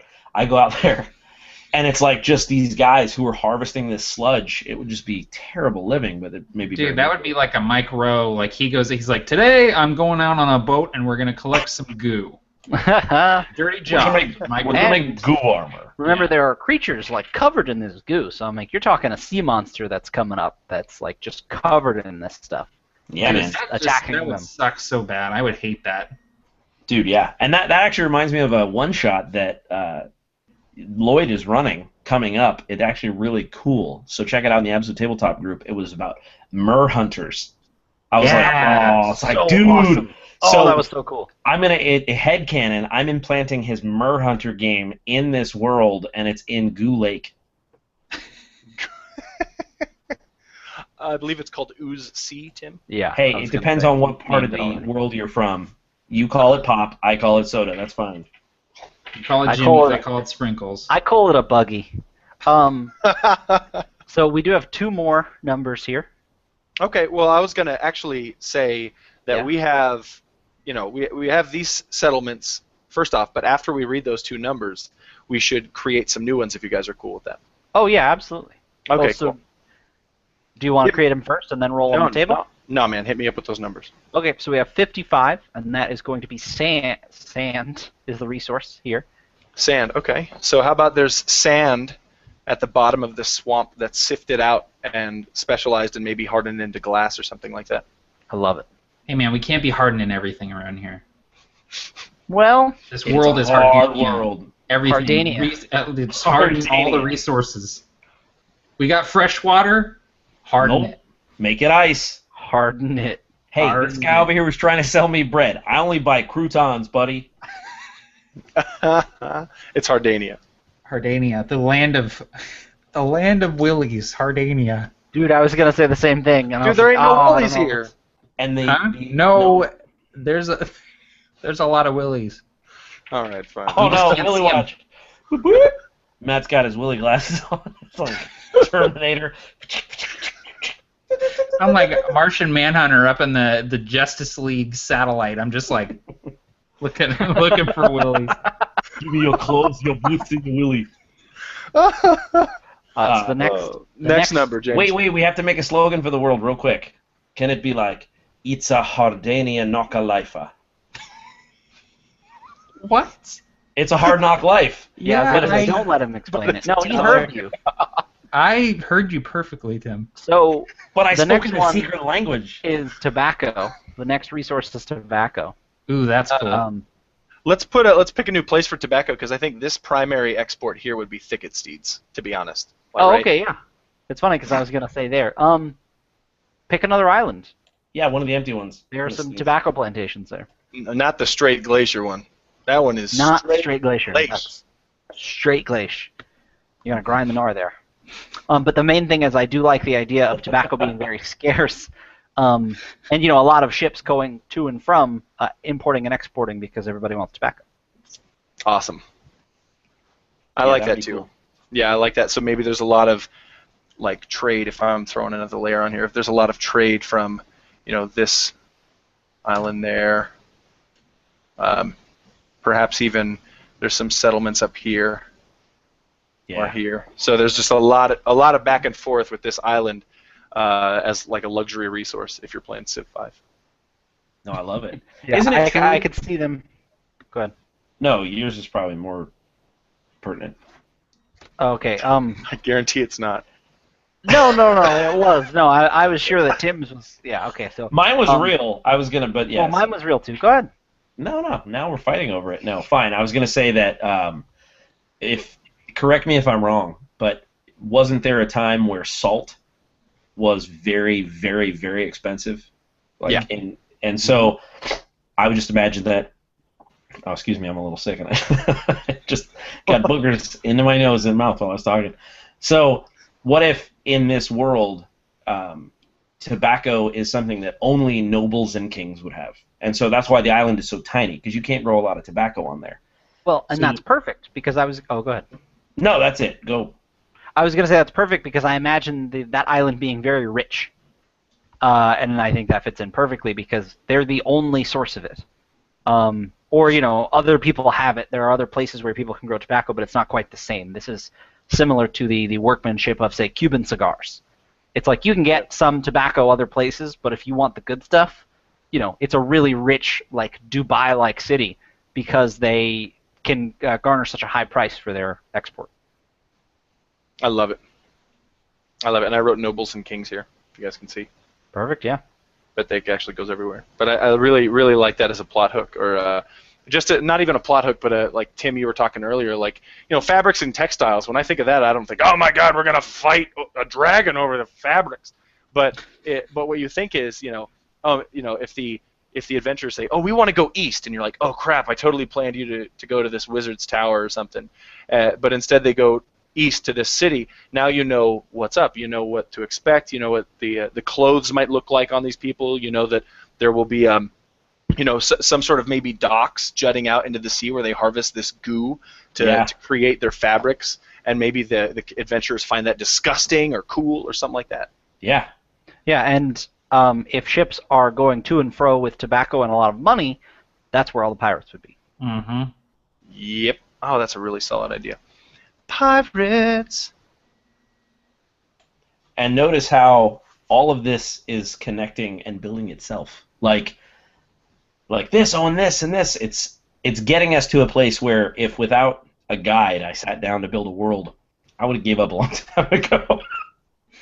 Yeah, it's those little things that build the foundation that allow you to say, oh, the nobles and kings live here, and that's why the pirates are here, because it makes sense, and that's why, this nobody goes here, and it just, once you get a little bit of it done, you're halfway there, and you can just let the players build the rest. Yep. I love it. And as you can see, I put pirates in quotes and italicized with multiple exclamation points just for Matt. Just for him. I didn't even put it in italics. I just parenthetical italics right there. Just wrote italics. Even better. That's Yeah, even that's more perfect, hell dude. for I the love editor. that. I like how you put quotes around it too. That's perfect. Spell it wrong. Pilates. I'll draw I'm gonna draw the spell checker dashes there that say, "Hey, bro, check this out, man. You done goofed spelling pirates." So the next part of the book is actually really awesome, and basically we're actually going to skip over this, but I want you to share if you can. I know we're totally going to skip over it because we already have settlements made, and we want to play a game in this world. So Matt, go ahead and share page. Let's say page the swamp towns on page 72. And Barker, Control S for me, buddy. What if I? If you press Control W, it closes it, so don't do that. Oh no! I deleted it all on accident. That was so yeah, basically, I'll share Matt's screen here. I'll make sure he's clicked. So what we did is, instead of just having a D100 list of sample towns, we did towns in each environment. So we have a D20 table of different types of towns you might find in a forest or jungle. We have a D20 table for towns that might be found in a desert. We did a D20 table like this one you're looking at for towns you might find in a swamp. We did the same thing for cities. And to me, that's a really cool thing that, if I have a coastal town, I don't want to roll on a table that might tell me it's in the middle of a forest. No, I want a table that'll tell me that it's in it's on a coast. So let's pick a D20 roll, unless one of you guys wants to roll it. You guys feel free to let me know. And we got a 17. Awesome. And we'll mess around with this swamp town here. So 17 is the medicine man in this marsh hermitage is a retired cleric, famed for the cure he developed for a destructive plague. All right. So he's basically a big deal, cured a plague, and then retired to this little swamp town, and now he just is basically the medicine man here. And different kings and rulers are basically trying to sort of bring him back out of retirement because of this ooze. That's not what the table says at all, James. I think I think I'm reading from a different table. Dude, yeah, you're not allowed to make stuff up. Shit. We wrote the book for it to be the book, man. Like, you gotta stay on script. My bad. No, I like that idea though. That perhaps there's a disease spreading elsewhere, and people are like, "Bro, come out of retirement, help us." Maybe a disease spreading from this lake. Think about that for a second. Oh wait, does that say dead army? Yeah, dude. Right. Remember, so where's dead? Where does it say? Yeah, it says dead army died here. Right. And so, what if that is some sort of plot hook where the dead army is perhaps the reason for some sort of a plague? And they're like, "Hey, cleric, why don't you handle this shit?" And he's like, "Nah, bro. Like, I'm trying to just live out the rest of my days in peace, okay?" And they're like, "Yeah, but dead army." And he's like, "I don't care." Oh, you know what? It's all that maybe he's so good at what he does that he sees clearly. He's like, "This is not a plague. You got to look elsewhere." And they're like, "No, it has every marking of a plague. Come on, it's just like the one you cured." And he's like, "No, I can tell from, the 2 victims you brought me and everything else, this isn't a plague. You're barking up the wrong tree." Yeah, I like that. Yeah, for sure. I like that. It's like, "Bro, get out of retirement and help us fix this." Nope. Right. And then one thing that happens piques his interest enough where he's like, "Well, hold on. This isn't a plague, but it is something more sinister." And then he comes out of retirement. Oh. And then plot hook. Yeah, or start plot hook sooner. Hey, adventures, you need to get this guy out of retirement fast. Yep. He's not listening to anybody else.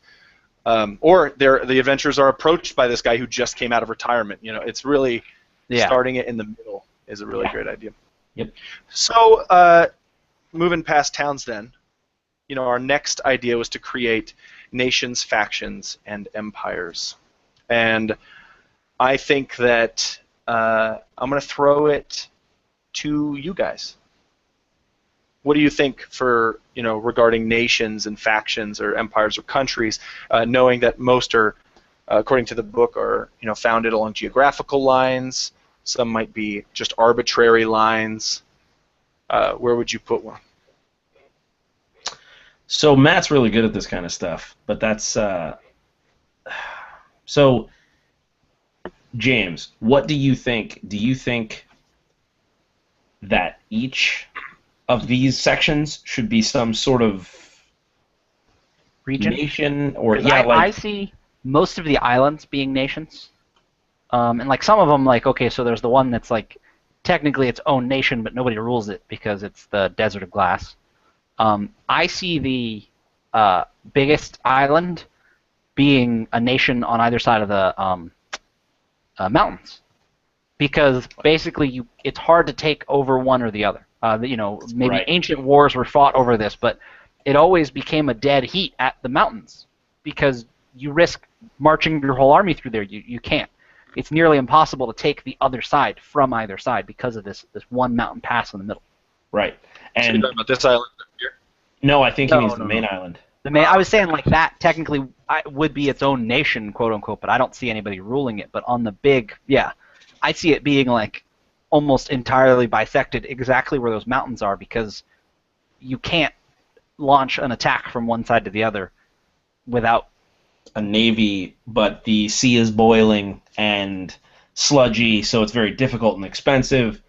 And So, yeah. perhaps, plot hook, one of those two nations has discovered the secrets to the two carvings, the geometric carvings in the middle, and that holds the secret to safe passage through the mountains or something, so that they're planning a full-scale invasion or something like that. yeah. I like that. It's cool. And I feel like, if I could go back, I'd probably fill in this stuff too. Fill in some more mountains down here. In the blue, but I'd probably put more mountains down here. Better mountains. Maybe extend this forest over here or something like that. And I'm just going to do that now, just to take up a little more space. Yeah. And really fill that map. And keeping in mind all the time that I'm going to be using my eraser a lot. When after this map is done, just to really perfect things. So, let's put some mountains down here, maybe just a large mountain ridge, and I really like the idea that you guys said this is two nations, one on top of the other, and I imagine that perhaps neither are very lived in. There aren't a lot of people in either, just a bunch of small villages scattered. But maybe long ago this was the site of two empires that went to war, and as a sign of their peace treaty, they carved this geometric shape into these two peaks to show their, almost like putting a rifle into a tree and letting the tree grow around it, something like that to show their truce. Yeah, Right. I love it. And I think one of them or two, figure out the details, but in that ancient treaty, somehow a weapon was built into those two things. Like, it was a treaty, but it was really a insurance policy as well. It was one of those mutually assured destruction things, where they basically gave each other the tools to destroy each other, so that they would never destroy each other. Oh, that's interesting. I like that. So this is almost like a big WMD. Yeah, Something and like that. It's the kind of thing where the secrets have been lost. So if one side were to figure out what it means or how to use it, it would mean really bad things for everyone. Right, because the other side wouldn't be able to use it in turn. I think that's awesome. I don't know, just crazy world building, man. Cool. Heck yeah, man. Give me another number. We'll roll on the fortresses table. We'll decide where a fortress goes. Give us another one! Give us another one! I got 30. I think the chat's coming up now, maybe, but I got a 30 on fortress. I've rolled so many. This die. There must be something weird about this die that I keep getting. All right, so 30 on fortresses is built into the canopy of the forest. The defenders of this fortress are known for raining arrows down upon climbing attackers. Remember how we talked about this forest was, against this city because of their pollutions, their pollutants? Yep. Maybe that goes here. Yeah, dude. Sounds great. Awesome. I'm taking notes on my notepad now so I don't fill up the map. Oh, I thought you were just going to write Endor right there. There's just a bunch of tree logs that are tied back precariously around certain trails to watch for AT-ATs. Just in case. Hey, man. Just in case. You never know. We also got a 7, a 4, and they're clearly a little behind us. No, dude, I heard yeah. a 7. 7 and a 4, I think. Yeah. Okay, cool. 7. The 7, this fortress is literally a hollowed-out mountain reinforced with natural ramparts. Where do you want to throw that? Right here in the middle, or is that too much? Oh no, I think that bottom one you made. I mean, that's just the mountain range, so you can sort of. Yeah. Oh, maybe it's a coastal fortress, like Saint Augustine. Yeah. I like that. Coastal fortress in mountain. Yeah. Yeah, and maybe it's multiple. Maybe it's not just. Maybe that's the beauty of its fortification. All of the mountains appear normal, but within certain ones, there are weapons, ballistas, cannons, whatever. But it's very difficult to tell which one. So it's difficult to mount an attack against the fortress because it's like the mountains are attacking you. Yeah, I love that, where it's kind of all across the mountain range. James goes, and perhaps, yeah. He really liked that idea. Yeah. Funny thing, that wasn't actually me. I think that was Tim. That was 100% me. Oh, that was Barker. Okay, even better, because I just assumed it wasn't Barker. Because I heard yeah, and I saw James unmute himself, and so I thought he had unmuted just to go yeah. Oh, I would have said yeah, boy. That's what I would have said. Oh, right. Something important. My mistake. Well, something important, and I don't know why he didn't mention this sooner, because I'm like, dude. Lewis mentioned goblins. Oh, yeah. Oh! Goblins. Like, if he would have just mentioned that a little earlier, I think we could have made the whole world nothing but goblins. Yeah, map would have been done. Playing the one shot already. Gosh. Actually, one of the questions that I immediately found myself having is, if this entire mountain range is a fortress to protect this whole realm or something, why don't people just go around it? And I was thinking, how do I answer that? And the way I'd answer that is, this mountain range right here is the home to the mountain dwarves. And so they live, that entire mountain range itself is a nation. And so the entire mountain range is a city and a fortress combined. And I think that would be a cool way to describe also, why there are fortifications everywhere. It's really the only place to make land without going into the cauldron. Yep. Yeah, kind of. Oh. It ends at, where the edge is like right where it sort of starts boiling. Yeah, it's probably a cool. We'll say if the gelatinous portion extends even down to here, that means that you really can't. This island is called the island sandwiched between two hell no oceans. Yes. Really, it's a terrible place. It's just terrible. And something that Lewis did say, like I know I'm teasing him about the goblins, but something he did say a few times is seafaring dwarves, and that could make for.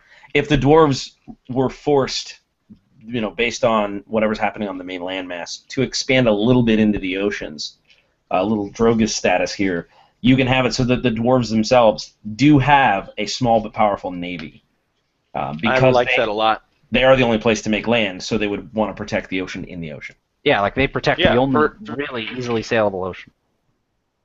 Exactly. They protect the ocean as well as, harbor trade in this area, and perhaps fish for, massive beasts that will feed the entire city, things like that. Like, there's a lot of great reasons for those dwarves to know how to sail. That also makes it the main trading area because of the cauldron, like with any other places as far as the sea.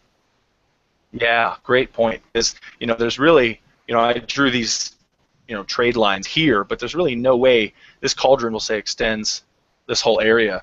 It's really difficult to get trade across it, so you'd have to go through these, docks down here and trade out like that. I love that. Super. Oops, wrong. There we go. Oops, wrong. What am I doing with my life? Okay. I destroyed pretty much everything. Okay, cool, we're good. Hey, right. Stop it. All that.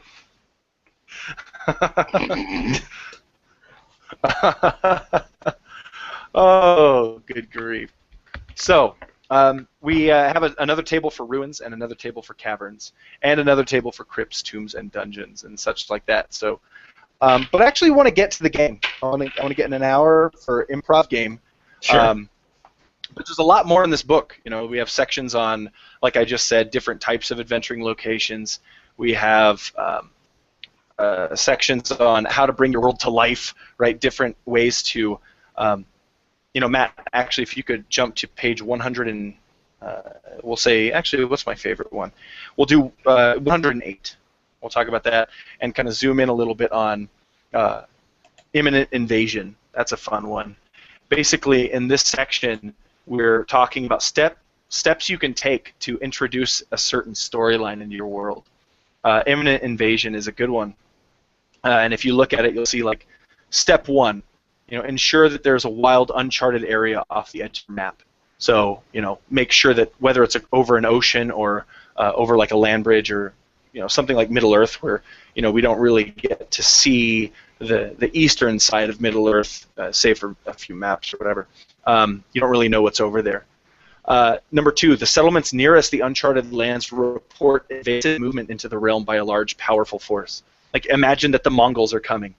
Wow. Settlements are falling one by one to the invading force while neighboring nations mobilize to meet the threat, or alternatively close their gates and prepare for imminent siege. Until this problem is solved, one borderland settlement will be sacked every in-game month. So every in-game month, you take something on your map and you just destroy it. You take a settlement on your map that's near the wild lands and you obliterate it. And how does that affect your campaign? How does that affect the adventurers, the players that are around your table? Is this something that they need to stop? How soon before they need to stop it? And it's kind of an interesting way to add a storyline to your world. And we have a bunch of those in the book. So we also. I wanted to real quick throw a faction there. I just got a couple rolls, rolled 4, and I'm just going to throw this out there, and maybe we'll use it in the game.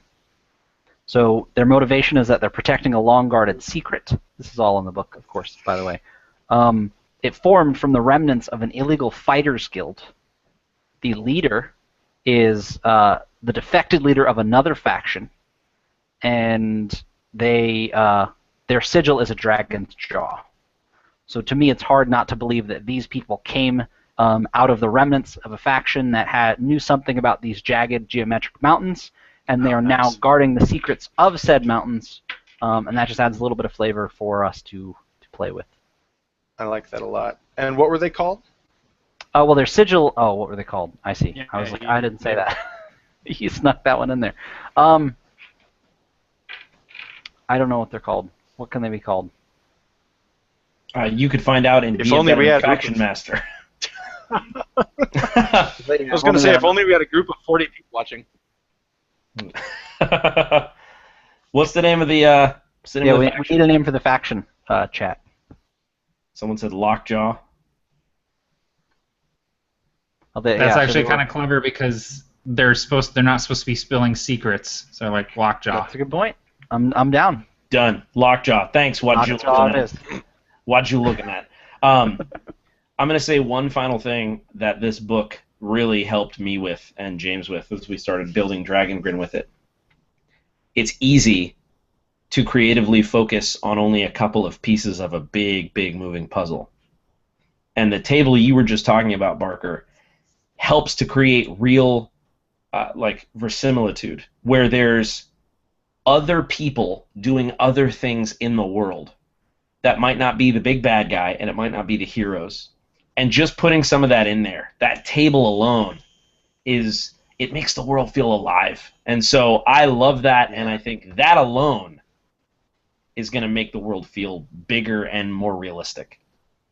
Yes, I agree completely. I think that that step in the world building process is the step that makes your world different and unique from other worlds. Any world can have mountains and settlements and forests and stuff like that. But all of a sudden, if you're in a world that's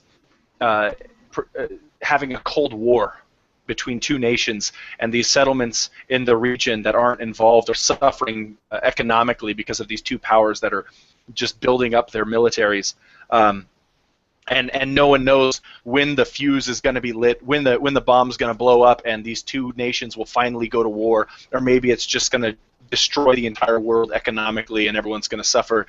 Like it just takes your world and put it into its own position, its own place, different from other worlds. I think that's an important step. And all that's right there in the book. Like, these are things that, in addition to drawing maps and having amazing roll tables and science facts about the mountains and rivers, there's a lot of really good seeds for that stuff. Yeah, for sure. So basically, the book ends with a lot of worksheets and a massive questionnaire about your world to help you really answer certain questions, like what is the most widely celebrated holiday, or does a common language exist? Things like that are worth thinking about, that will set your world apart and help you get brainstorming. But the actual book, outside of worksheets, ends with the words "start small."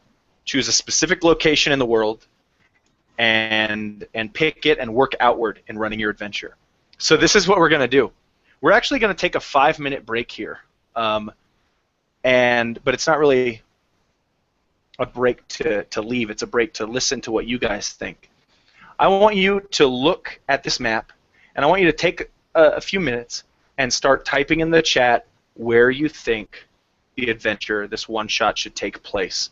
And we'll kind of keep an eye on it, and I'll leave it to Matt or Tim. We'll say Matt to keep an eye on the chat and to let me know what people want, where people want to run this game. And then we'll take 5 minutes. I'll take 5 minutes to get my monster manual, and then we'll run a one-shot in this place. Awesome. So I'm going to leave my map up here. So if you guys want to take 2 minutes and go to the bathroom or something right now, you can. Okay, yeah. Something I wanted to say, that especially that Barker said, he said start small. I want everyone to imagine that what we just drew, are a small island off the coast of something the size of, the rest of the world. Like, imagine that we could basically zoom out and just make this a small part of the world. But this is plenty to get started. We could have even started on the one island on the right.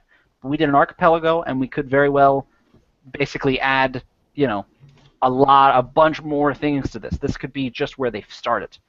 And I just love that idea, that, it can be big, it can be small, but it's not really the most important. Yeah, I like that too. Like, imagine that this is kind of like, there's right over here is the main continent, and this is just a tiny place that doesn't matter in the grand scheme of things. Exactly. I love that. It's and awesome. You can use this to build a whole world, or you can use bits of it to do each part. It's, I don't know, like you said, start small. This is the perfect place to start, but if you suddenly wanted a new place, just make your Photoshop file bigger and draw a new place there. Yeah. Nice. All right, we'll give it a few minutes for people to vote. Sure. Everybody go ahead and grab a bottle of water or something, whatever you need. Make sure you have your character sheets, and I'll be right back.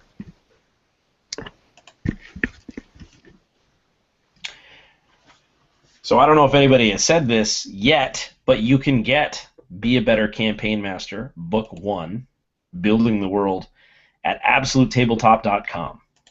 So if you're like, what are these guys talking about? That's what we're talking about. And so it is over 100 pages. I think it clocks in right around 125, 130 page mark.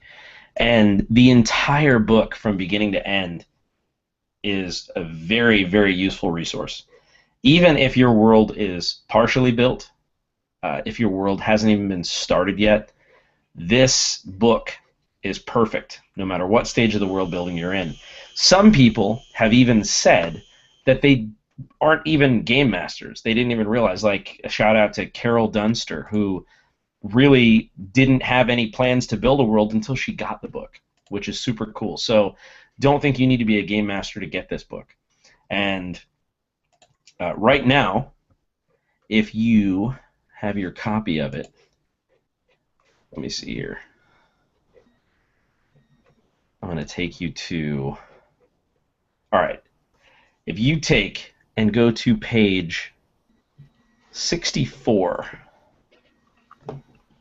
I'm going to show you right here there's a secret hidden Willy that Barker drew on this page.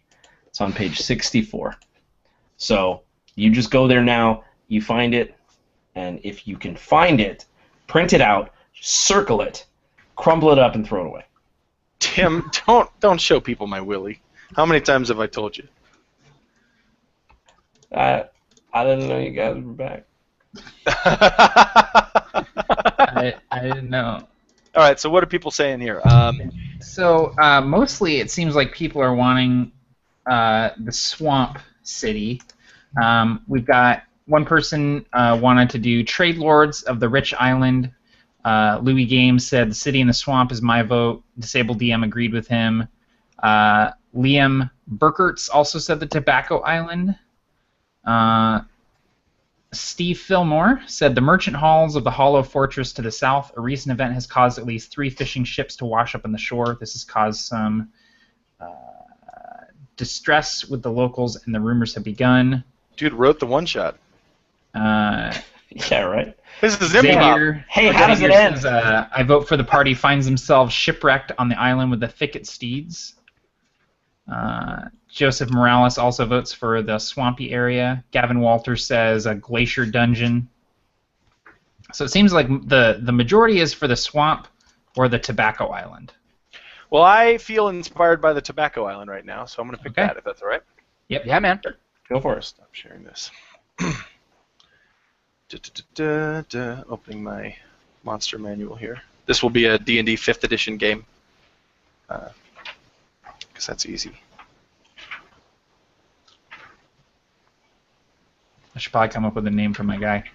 Yeah, probably. Come up with your names, share them with the people. Oh. I was going to make Matt name my guy. That's good, yeah. I am playing Sturgis, the level 1 Circle of the Moon Druid. You're kidding me. Your name is Sturgis too? No. My name is Sturgeon. And you're a fish. Is a sturgeon a fish or a bird? I don't know. That's a word I know, so I'm confident of that. Yeah. Did you really pick a druid for the first time in your whole life? Yeah. You know what I did? Tim, I picked a druid for the same reason you picked a druid. Don't you dare! I should have seen this coming. You schmuck. You guys suck. Did you pick Circle of the Druid? I picked Circle of the Moon, Druid. sorry. Yes, I picked Circle of the Druid. All right, no, I'll do another one. I'll do a different one. No, you won't. Give us another one. Give us another one. No, Well, I then think neither of us are going to be druids. I don't care. You know what? I do care. Good. Who's the druid? Tim. Tim is. All right, what's your name, Tim? Can you get the rest of the table's order and then come back to me? For sure. James, you're Sturgis. Matt, what's your character? So my character's name is Hull, Hull, and I just went human fighter. He's a hermit. Has been in exile for some time, and he's really good with a bow. Okay. All right, I am Larus, Larrus, the first level druid human, and I was raised in the wilds by myself and some. In the thicket. NK is a thicket place. In the forest. Which forest in the world? You know what? I'm gonna go rare and special, and I'm gonna go. I'm a thicket steed island. Cool. One of the rare people to be born there and survive and actually live to get off. Yep. Okay. Where are you from, Hull? You're a hermit, but where do you live on the map? I think I live in the dead swamp, that swamp that surrounds that settlement. I imagine that I sort of make my way on the land of the swamp and occasionally go into town to trade with people, so I imagine that's where I hail from. Cool. And we're going to call that swamp something with the word muck in it, so Muckton. How's that? Muckton. So I come from Muckton. You hail from Muckton. Sturgis, tell me about your dude. So Sturgis is a ranger, and he actually comes from. He served in the Southern Navy of the Dwarven Navy. He's actually a human, and he served there. So he was an admiral, and he later left to become a ranger. I think, however that happens. Couldn't hack it as a druid, huh, Ranger? Just couldn't do it. Maybe your job aboard ships when you were serving for the Navy was to navigate. It's kind of a ranger thing. Yeah, I navigated basically it was not necessarily a Coast Guard well, sorry, not necessarily pirate hunters, but we were the people that people referred to when they said those are the guys. That's the reason you shouldn't be a pirate. It was like we were the pirate patrol. Pirate patrol. You bust into pirate ships and you say, "All right, everybody, time to go home. You're all too young to be in a pirate ship." The pirate patrol. You don't gotta go home, but you can't stay here. Yeah, I get a flashlight, no gun. Hit me with your AC in the chat, and then we'll get started.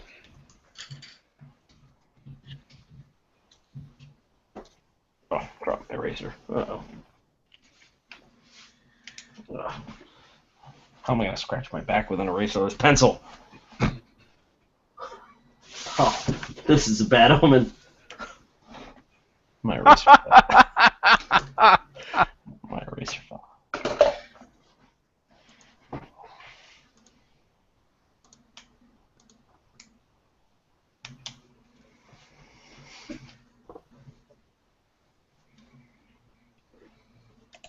So how about that be a better campaign master? It's pretty straightforward. I think it's pretty good. I don't know. I might be biased, but I think it's pretty cool. All right, you guys ready to play some D&D? Hell yeah! Let's do it. All right, cool.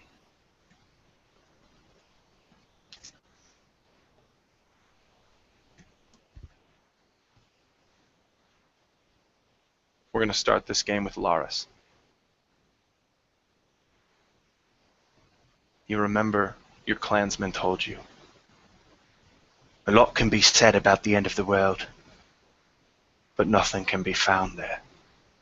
Nothing but hardship, but greed, but death, but pirates. But you didn't listen to him, did you? You didn't listen to the tribe medicine man that said that in order to deter people from leaving the woods. But you left. No, you didn't fight the incursions of Muktin like everybody wanted you to. You found the first ship you could near the southern coast, near the crags, and you sailed off in search of riches. You find yourself staring at this white orchid,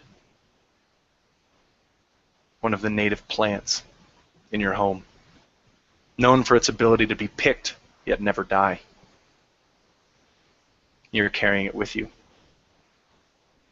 on this voyage as everything around you begins to perish.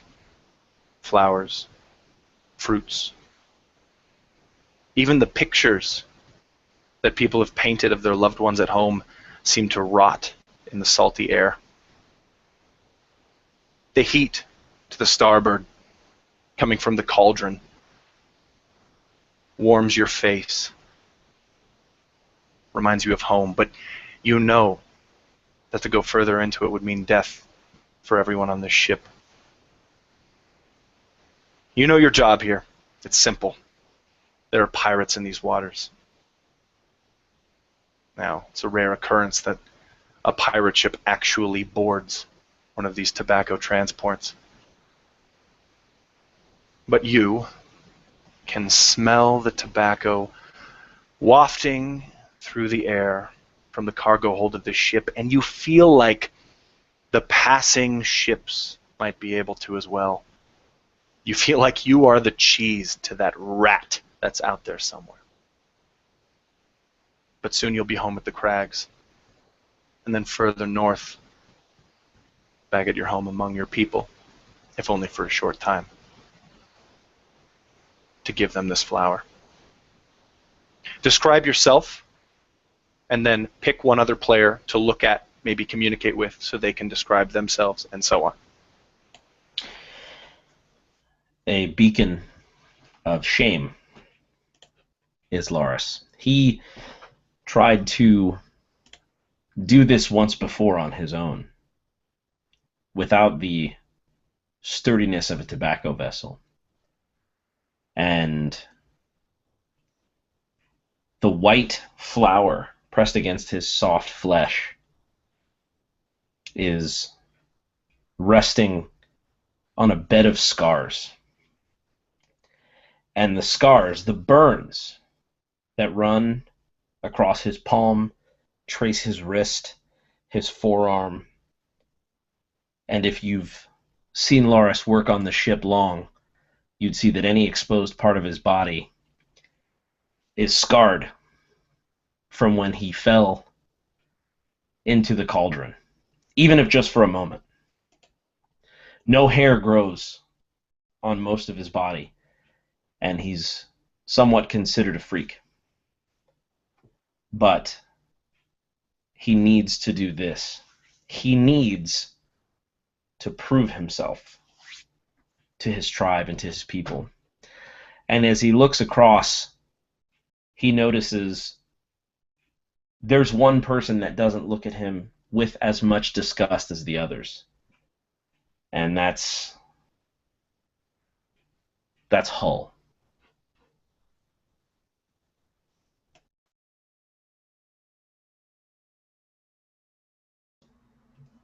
And Hull doesn't look at you with the same sort of disdain or disgust because he is used to being around the dead. He's used to ranging and surviving off the land in the marshes that are littered with the corpses of this army that fell here. And so there's not much that can shake him in terms of appearance. And his own scars, his own wounds, pale in comparison to yours, but he recognizes that you're of the same mindset and of the same sort of drive. And so I think as he is kind of checking the steel heads of these arrows, these really broad hunting heads, they're arrows that are designed to not be easily yanked out. He's kind of cleaning the tips, making sure that the fletching is straight, that the arrow is going to fly true, and he would simply nod to you, Hull, or Laris. He would simply nod to you sort of in a silent affirmation that we're almost there. And then he would start looking around for Sturgis as he knows that they'll be disembarking soon. Sturgis is actually asleep. They're down in the hold, sort of a stowaway. So, Lars does do some work on the ship, but Sturgis paid his way, and he's down sleeping on a few of the different sailor's luggage. His tricorn hat over his face, and he begins to stir as the waters begin to get a little choppy as they are getting a little closer to their destination. And he's wearing an old admiral's uniform, but he's not an admiral of this ship. He's just a passenger. And in fact, it's dirty and it's torn, and it's certainly nothing close to the crisp, clean admiral uniforms that are worn with pride. But there's a reason he's no longer an admiral, and there's a reason he finds himself on this ship. But for now, he's just glad they're almost in port.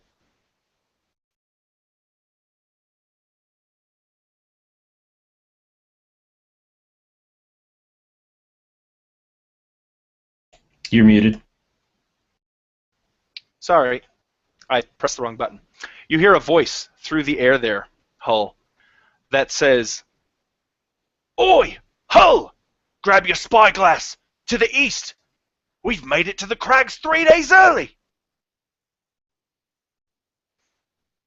And Hull would reach for the nearest spyglass, probably taking it out of the hands of the nearest sailor on the ship, and he would peer down this spyglass and see, indeed, the crags in the distance, and he would slowly lower the spyglass and then say, "Well, that's odd." You Yes, the dots, as you bring the spyglass to your eye, that dotted the horizon, that looked to the man in the crow's nest to be the crags themselves, form only two simple marks on the horizon. But when you see them with your own vision, you see two large ships flying black flags in the distance, and they're heading toward you. I would slam the telescope closed, shoving it back into the hands of the sailor that I took it from. I would go to Laris, and I would say, "We've got company. We're not at the crags. Ships on the horizon, black sails, pirates."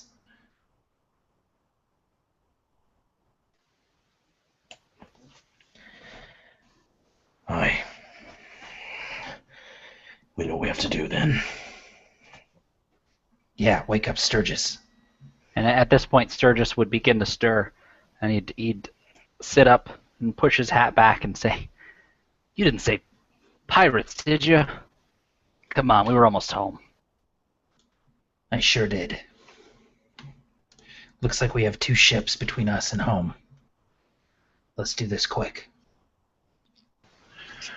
The rest of the crew, upon hearing the news, becomes very panicked, sweaty. The heat from the cauldron now becomes uncomfortable as the heat from your own energy and initiative and adrenaline begins to pour sweat out of your bodies. Now, for some of you, this isn't your first rodeo. Hull, you have your arrows sharpened, ready to go. Laris, you've fought before. You've been raised in the most trying of conditions in the forest amongst your clan, fighting the halflings that did their raids into the forest, that polluted your lands, destroyed your crops, destroyed your yields. But Sturgis, this might be the first time you've ever experienced anything like this. Tell me how you're feeling. Sturgis, for him, it's been one bad thing after another. It seems like his life for the last year or two has been bad thing upon bad thing, and he was under the impression that his luck was beginning to turn, and this news really gets to him because we were almost to the crags. He taking this ride over from the this tobacco island, these plantations that he was previously stranded on because he didn't have the money to get off, and it was just this after that. He thought after he finally got to the crags, things would be looking up, but now there's just one more thing between him and another normal life, or quite getting back to his normal life. So he's really not interested in facing anyone, and he'd rather just nap. Yeah, for sure. But you know your duty here, Sturgis. You know that wheel is now at your command. That nobody, not even the silly novice kid that's standing there now, can guide this ship like you can. It almost seems like an eternity before those ships near to you. Everybody, give me a DC saving throw, a dexterity saving throw right now.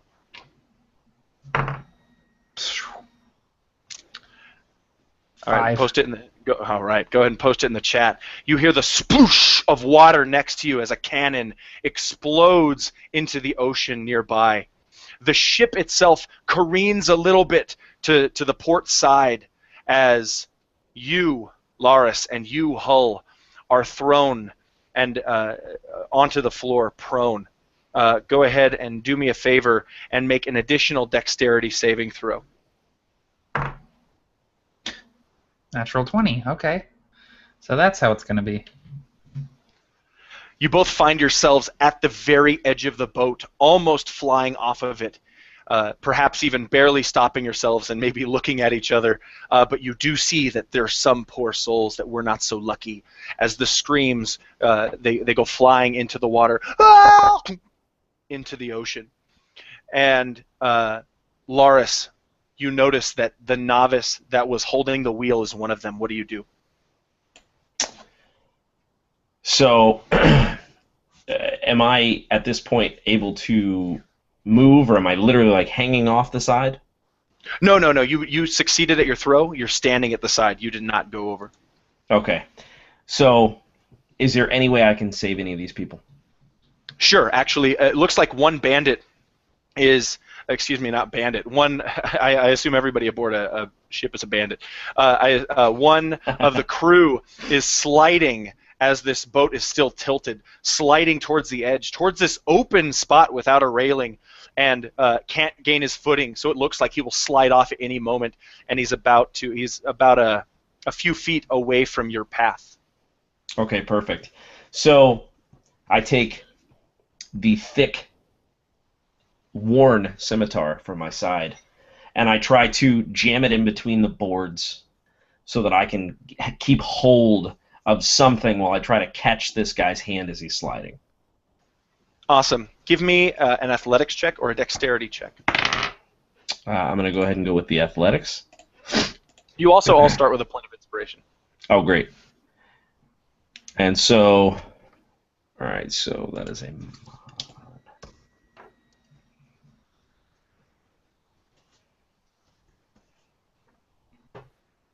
It's not letting me type into the chat for some reason. Okay. I'm not sure why. It was a modified 20. Okay, well, that's awesome. Because you faked it, and the dice won't let you. No, he reaches out his hand, and you grasp it by the forearm. He digs his nails into your flesh, scraping your arm. You feel this pang of agony as your flesh rips slightly, and blood begins pouring from it. Blood that serves as lubricant against you, only to make his hand slip out of yours ever so slightly, but not before you pull him back aboard and the ship rights itself. He is pulled back aboard, and he looks to you and says, "Thank you, son. Thank you." Absolutely. And so what you find is actually everything you said, except I was expecting a pang of pain. That's what I wanted. And I'm so used to that, but no more. My nerves are dead. And so what I was expecting to be pain, I looked and I watched as my flesh was torn open, and I wanted to feel pain. However, I saw his fingernails rake across, and it was as though it was someone else's arm. And as I pull him up and he says, "Thank you, sir," I say, "Don't let it happen again." He fakes laughter at first, but then seeing your serious face, he goes deadpan once more, and then immediately runs to his position to continue working on the ship. Almost immediately after, the black sails on either side of the ship begin to flank. Now, you know this is a maneuver you've seen here before, Admiral. In fact, if you have any naval experience whatsoever in combat, you know that they have you right where they want you. You see 6 sliding doors, hatches, open up on either side of the ship that's facing yours. What do? You see these cannons roll out and stick about a foot to a foot and a half out of the ship. You know that it's on its way. They're not there yet, but you see these crew members preparing things, preparing ropes, preparing weapons aboard the ship. Hull, what do you do? So I get up off the deck.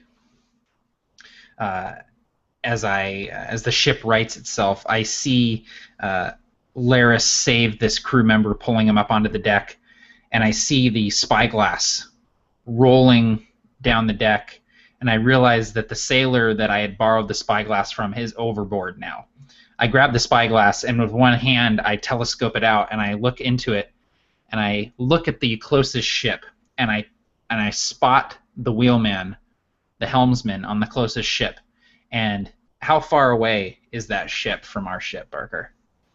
I'll say that ship is probably about, it's very close. I would say about between 100 and 200 feet. And you see a crew of tieflings aboard either of these ships, renowned for their abilities to sail and to fight. Okay.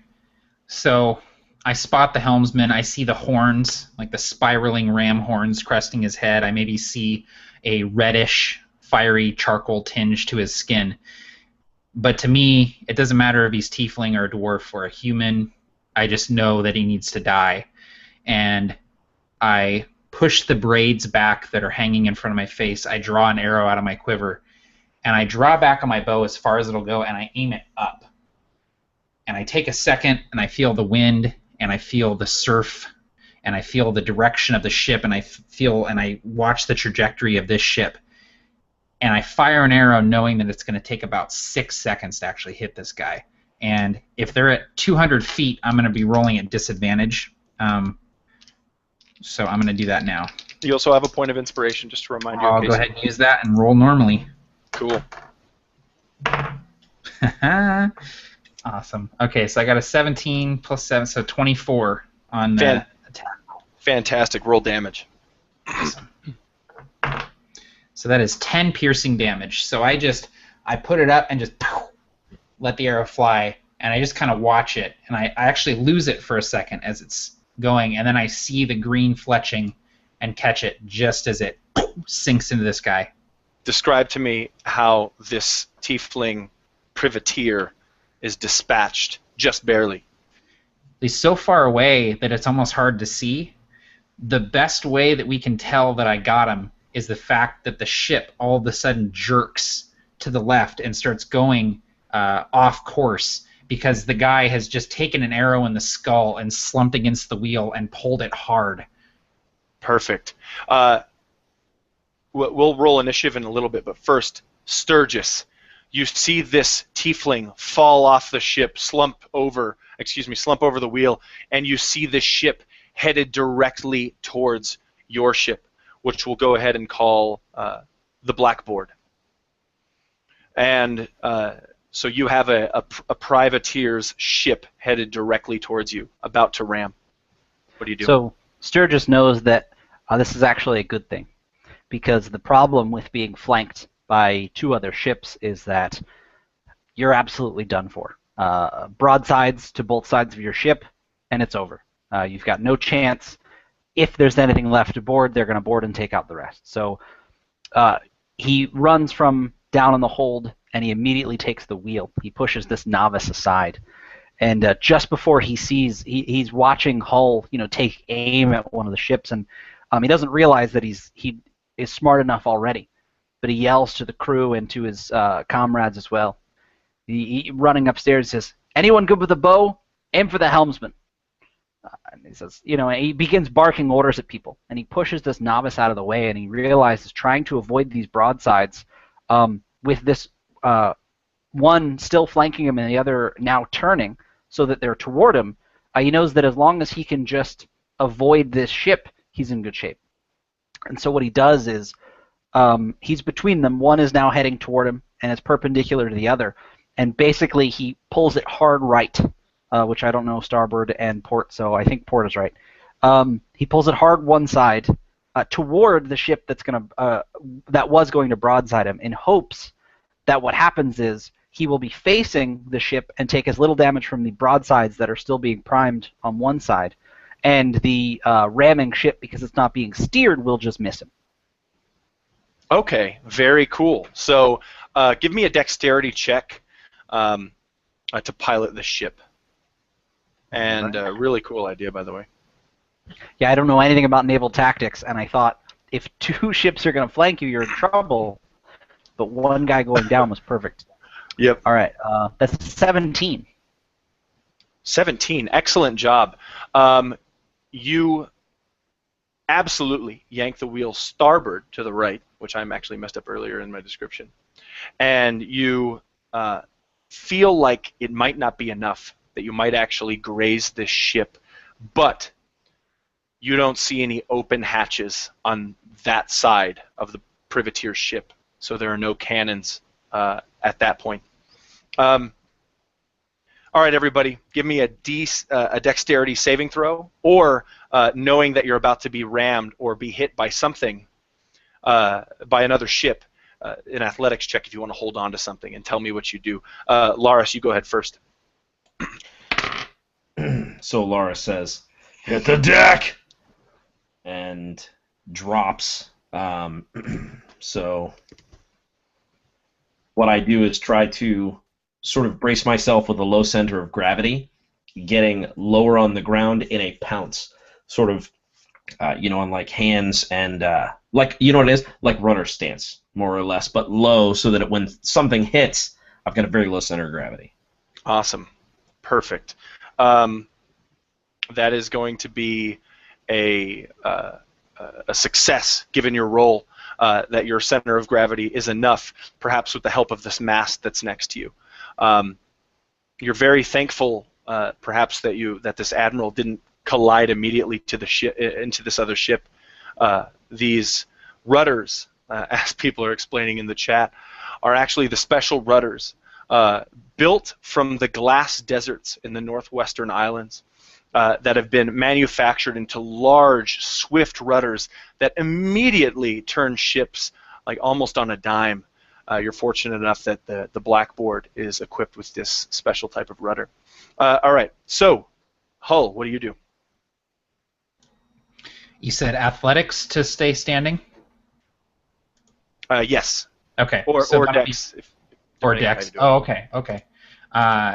So that'll be a 17 for me. So I imagine that Hull just actually kind of keeps his balance. He's already pretty steady on his feet. He's got his sea legs pretty well developed, and he's already knocking another arrow to fire and keeps his feet just fine, adjusting his weight for the collision. Perfect. Now, Sturgis, you have the wheel to kind of lean on, so go ahead and you roll yours with advantage. Perfect. All right. So, clinging to the wheel, you're able to stay upright. Now, as you pass on the starboard side of these two ships, these idiot pirates inside who are manning the cannons can't tell that the ship that they're seeing on that other side is not the Blackboard. You hear the eruption of a dozen cannons as these ships accidentally blast each other into oblivion, both believing that the ship they're shooting at is your ship. You see smoke rise out of these ships. You hear screams. You see bloodshed. But you actually see a cannonball that has ripped through both sides of these ships and is now actually heading towards you, careening over the deck, bouncing quickly. Give me a dexterity saving throw. We'll say that would be you, Sturgis, Admiral. 17. 17, great. Tell me how you dodge it, and then everybody roll initiative. So this cannonball is coming in, and he pulls it, and he's watching what's happening, and it's these sorts of moments that have made up the last few years of Sturgis's life. Just as it seems like everything is about to go well, a cannonball comes whizzing at his face. So despite the fact that they seem to have the upper hand, just as he's sort of reveling in these the stupidity of these two crews, he almost gets his head taken off and just barely drops to the ground as he misses him. Awesome. So, okay, great. And everybody rolled initiative. The initiative order, as you dodge that quite skillfully, Sturgis, the initiative order is going to be Laris, or Tim, Hull, or Matt, and then Sturgis and James. So, I'll roll initiative for the big baddies, the big uns. And not too good, not too good. They will go actually at the end of the initiative order. So, we're going to start with you there, Laris. You look and you see these privateers dodging shrapnel, wooden shrapnel, but some know that you're there, and some are preparing to board. Your ships are now close enough to where they can just hop from one to the next. You see this occurring. What do you do? So immediately what I would do is try to create fog of war, quite literally. And so I would go to about 15 to 20 feet from where people were hopping on, and I would take both of my hands and I would point them at the ground. These scarred hands, and with some fingernails missing, just sort of. And as I blow, this fog begins to erupt from my hands, and I'm casting the spell Fog Cloud. So in a 20-foot radius from a point within range, what I'm doing is, as they're hopping on the area closest to them, I'm making it so they're hopping into a fog. Hopefully some will miss and fall into the water. Hopefully some will fall, and hopefully some will be easy targets. Awesome. Wonderful. And you're creating that on your ship, or in between the two?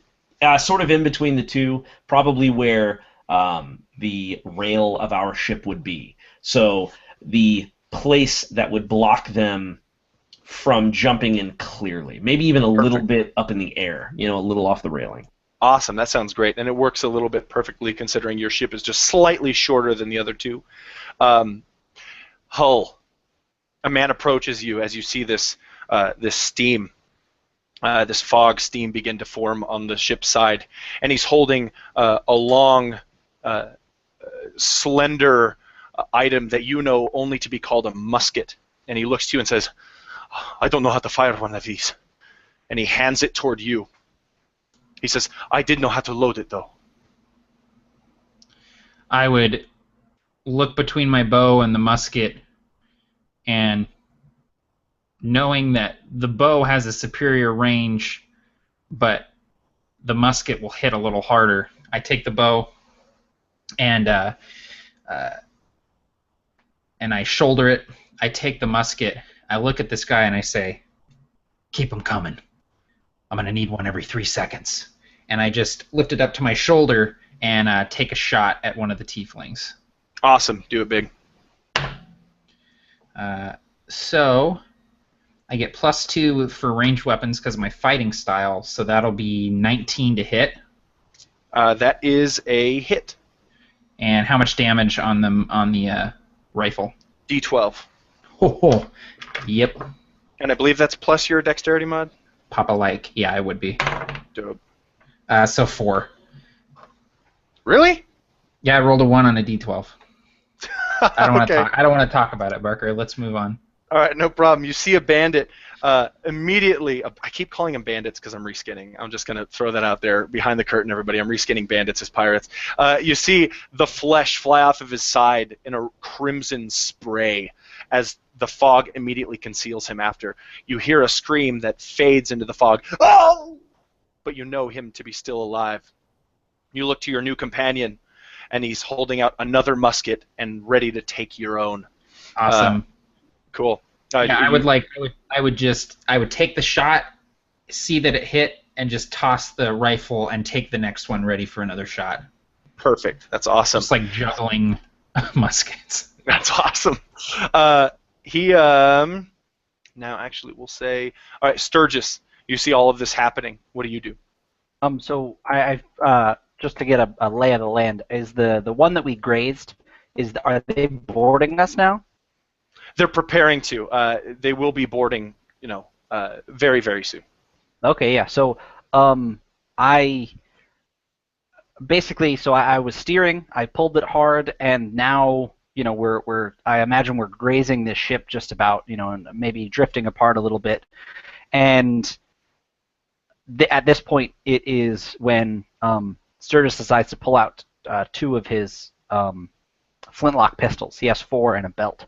And he pulls 2 of them out, and he wants to fire them at some of the people that are sort of getting ready to swing over and throwing their, what do you call them, their batarangs. What are the things they use to board? No, actually, they're not going to use anything to board. Okay. Because the ships are so close, it looks like they can just hop on. Batarang. No, it's Zelda, dude. It's a long shot. They're all going to fire their long shots into the mast of the ship and just fly immediately and directly. What's the real word? Grappling hook. Son of a grappling hook. Batarang. Batarang, because there's a grappling hook, and that's okay. We're not going to talk about it. So No, they're boarding. They're coming over in Nissan Skylines. They're just ramping over onto the ship.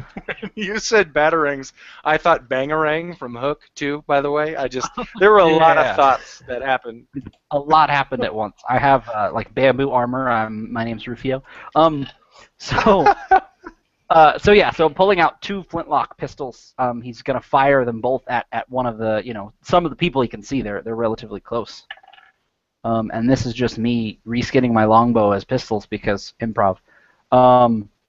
So that is a 15 to hit. Okay, that'll do it. Awesome.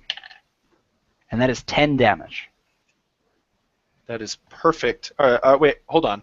Yeah, that's perfect. Tell me how you destroy this person.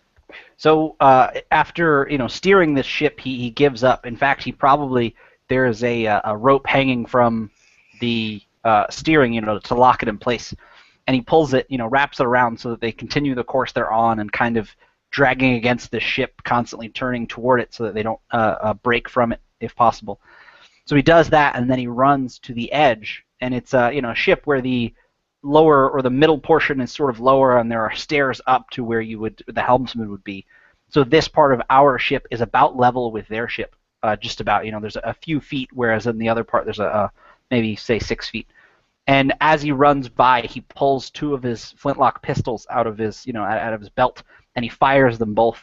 And someone he's getting ready, he's pulling his weapons out, and he's about to jump over.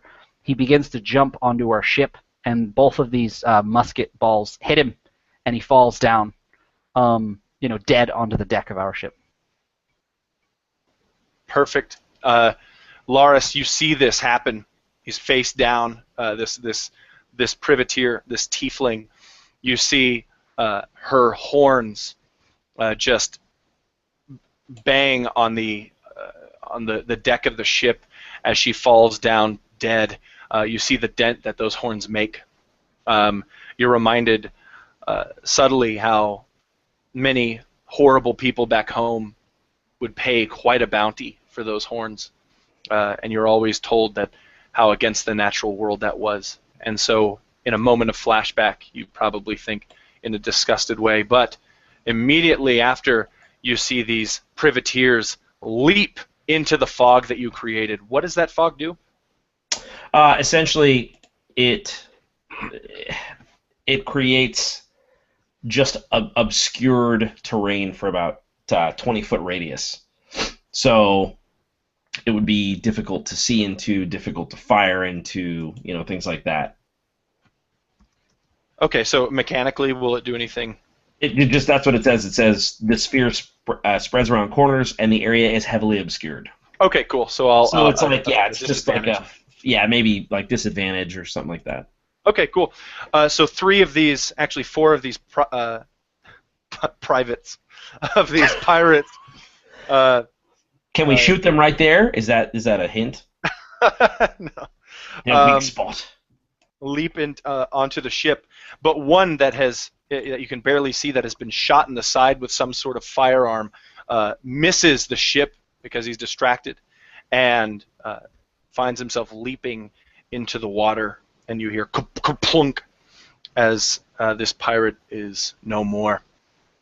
But you see 2 more directly in front of you. One raises their pistol with a scimitar in their left hand and takes aim with their single-shot pistol and pulls the trigger at you. What's your AC? This is a 12. I am 15. You hear it just whiz by your ear, and you hear the sound of a thud as the shot sinks into the mast of the ship, splintering the mast. The second shot is raised directly at the captain of the ship, perceived, but no, it's Admiral Sturgis himself. And that shot will be an 18 total. Yeah, that hits. All right. You feel the sinking of the shot within you. How many hit points do you have? Chat, sorry. Okay, no worries, that's fine. The sinking of the shot within you, in between your ribs, as you take 11 points of damage. You feel it's not the pain of the shot entering your body that hurts the most. It's the heat of the shot inside of you, rattling between bones, and then finally leaving out your side. Now, the last on board, wearing a tri-tip hat with a massive piercing in his ear, actually looks like a dagger that he has slung through his gauged ears. Runs on board, holding a deadly scimitar, and moves directly towards Hull, the one holding the musket. Now, Hull, how far away are you from this guy? Can he reach you in this turn? Yeah, I think he can. I imagine I'm about 15 or 20 feet away from him. Okay, great. Well, we're going to say that he's 20 feet away, and he actually spent his first 15 leaping on the ship. So he ends his turn 5 feet away from you as you are handed a second musket. Yes, these are 6-second load muskets. They're really easy to load. Or maybe he had a third. What do you do? I will light this thing up right in this guy's face. I'll just aim down the barrel and take the shot. Awesome. I believe since it's ranged, I have disadvantage since he's within 5 feet of me. So I might actually take a step back first, so I can do that. Perfect. And you see his tri-tip hat just glaring right in front of you, with its 3 tips, commonly known as a tri-tip hat because it's not made of corn. Go ahead. I got 16. Excellent. You absolutely hit. Okay. And that's 14 damage. I got an 11 on the D12 that time. Awesome. So, great. It right into his chest, it seems like, exploding off the surface of his armor. You see blood kind of explode, almost like in the movie The Mist, where that squid-like creature rips off that guy's chest. You see that kind of blood, that crimson blood, but it doesn't even seem to slow him down, at least for now. And you reach out your hand, and this fellow doesn't have another musket for you. It's not done loading yet. So when I see that, I would just drop the musket that I'm holding to the deck, reach back, and pull out 2 hand axes and just charge towards this guy that I just unloaded on.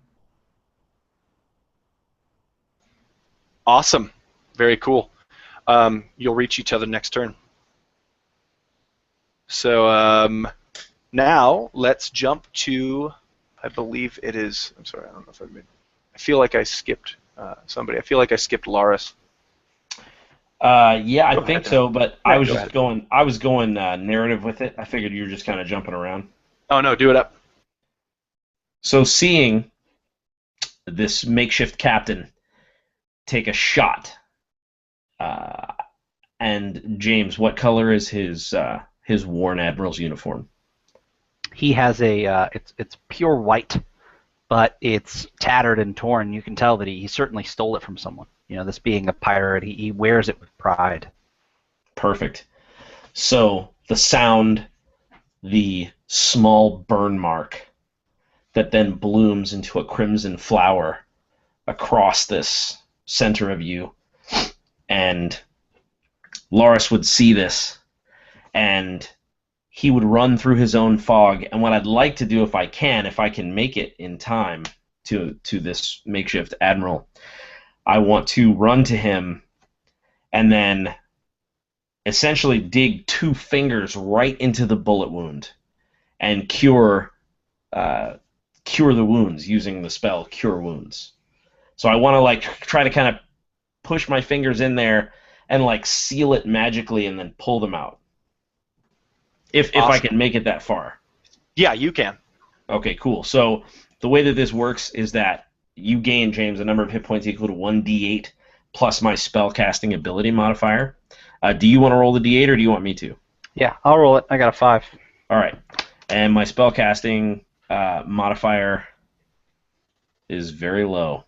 So it's so you get to add another 2 points to that. Awesome. Yeah, so 7. Sweet. Yeah. Awesome. And that'll be my turn. Excellent. You feel these fingers basically inside of your body, Sturgis. The agony immediately turns into less so, actually. This healing property beginning to seal up the wound and seal up the insides, which were hurt far more than the outsides. What do you do as you see this scimitar-bearing pirate glaring right at you, preparing to charge? So when Loris runs over, he doesn't know what is going to happen, and then when he shoves his fingers into his wound, he especially is confused. But as soon as he begins to feel that very common tingle of some magical healing, he begins to feel the wound close up, and like you said, that pain becomes something a little bit different. But when Loris's fingers come out, there's still blood all over his clothing, and the wound will later look like just a roughly cauterized wound. But the problem is the musket ball is still in there, and he knows that is going to be a problem later. He'll have to later, if he makes it out of this, he's going to have to get cut back open in order for them to remove that, and to not fall to the iron rot that he knows, is so common from bullet wounds. But after all that, that thought crosses his mind, and he draws his 2 longswords and rushes at the admiral. And he attacks. Awesome, really cool. And behind this, you're attacking this one pirate that was about to charge you, right? Yeah. Okay, great. Behind this scene, you see the sinking of the ship behind him, as his one ship that he came from is going into the depths of the sea, and you see the name Riptide slowly disappear under the water. Go ahead and roll your attack. Awesome. All right, so I'm level 1, so I don't think I get 2 attacks, but I think I have 2 weapon fighting. This is a pre-gen. Do I roll for both of them? Matt, you want to clear that up? I think the answer is yes. Yeah, you do. You basically use your bonus action to do the offhand attack. Perfect. All right, so a 15 and a 17. Now, both hit. I believe the second hit doesn't get your strength mod or dex mod or whatever added to damage. Yeah. Okay. You are correct, because this pre-gen is super awesome and actually says that. So good. We should probably shout out that I used, I think it's called Tabletopping, is the website that I sent to the guys. If you Google 5e pre-generated characters, it's one of the first on the list, and it's phenomenal for just quick characters. Yeah, all right. Beautiful. It was great. Tell me how this person dies. So after feeling the Loris's fingers and the cauterizing of this wound and drawing my 2 short swords, I begin to sort of slowly waltz toward this charging enemy, and then begin to, at the last minute, kind of step to the side and sort of just sidestep him. And he's quick. He doesn't run past me. He's a trained fighter, and he swings his momentum. But as he is turning, I give him a kick in the hip and knock him sort of off balance. And so as he's turning to defend the blows that he knows are coming, instead of swinging with my sword, knowing that he'll probably parry it, I kick him in the side of the hip, and it's just enough to bring him off balance. And I bring both of my swords in a crisscross across his throat, and blood just drops all over his white, this uniform that once stood for something that he stole from a great admiral, and he falls to the deck and begins to stain the deck with his blood as well. Excellent. I mean, it's like a Tarantino movie, the amount of blood coming out of this guy. It touches your boots. It seeps down into the floorboards, and you know that some of the tobacco will be ruined by the stain, if you can get out if you're alive, that is. Oh, you see this broad-shouldered man charging you, and he immediately strikes with this large scimitar that he's wielding with both of his hands for a total attack of 16. I don't know if that does that. Oh, was that against me? I'm sorry. Yeah, I asked your ACs, Yeah. but I forgot to write them down. They That got lost hits. in the chat. My AC is 15. Okay, great. You take 6 points of damage. And roll a dexterity saving throw to stay standing as he rams you with his shoulder while he's charging you. 12.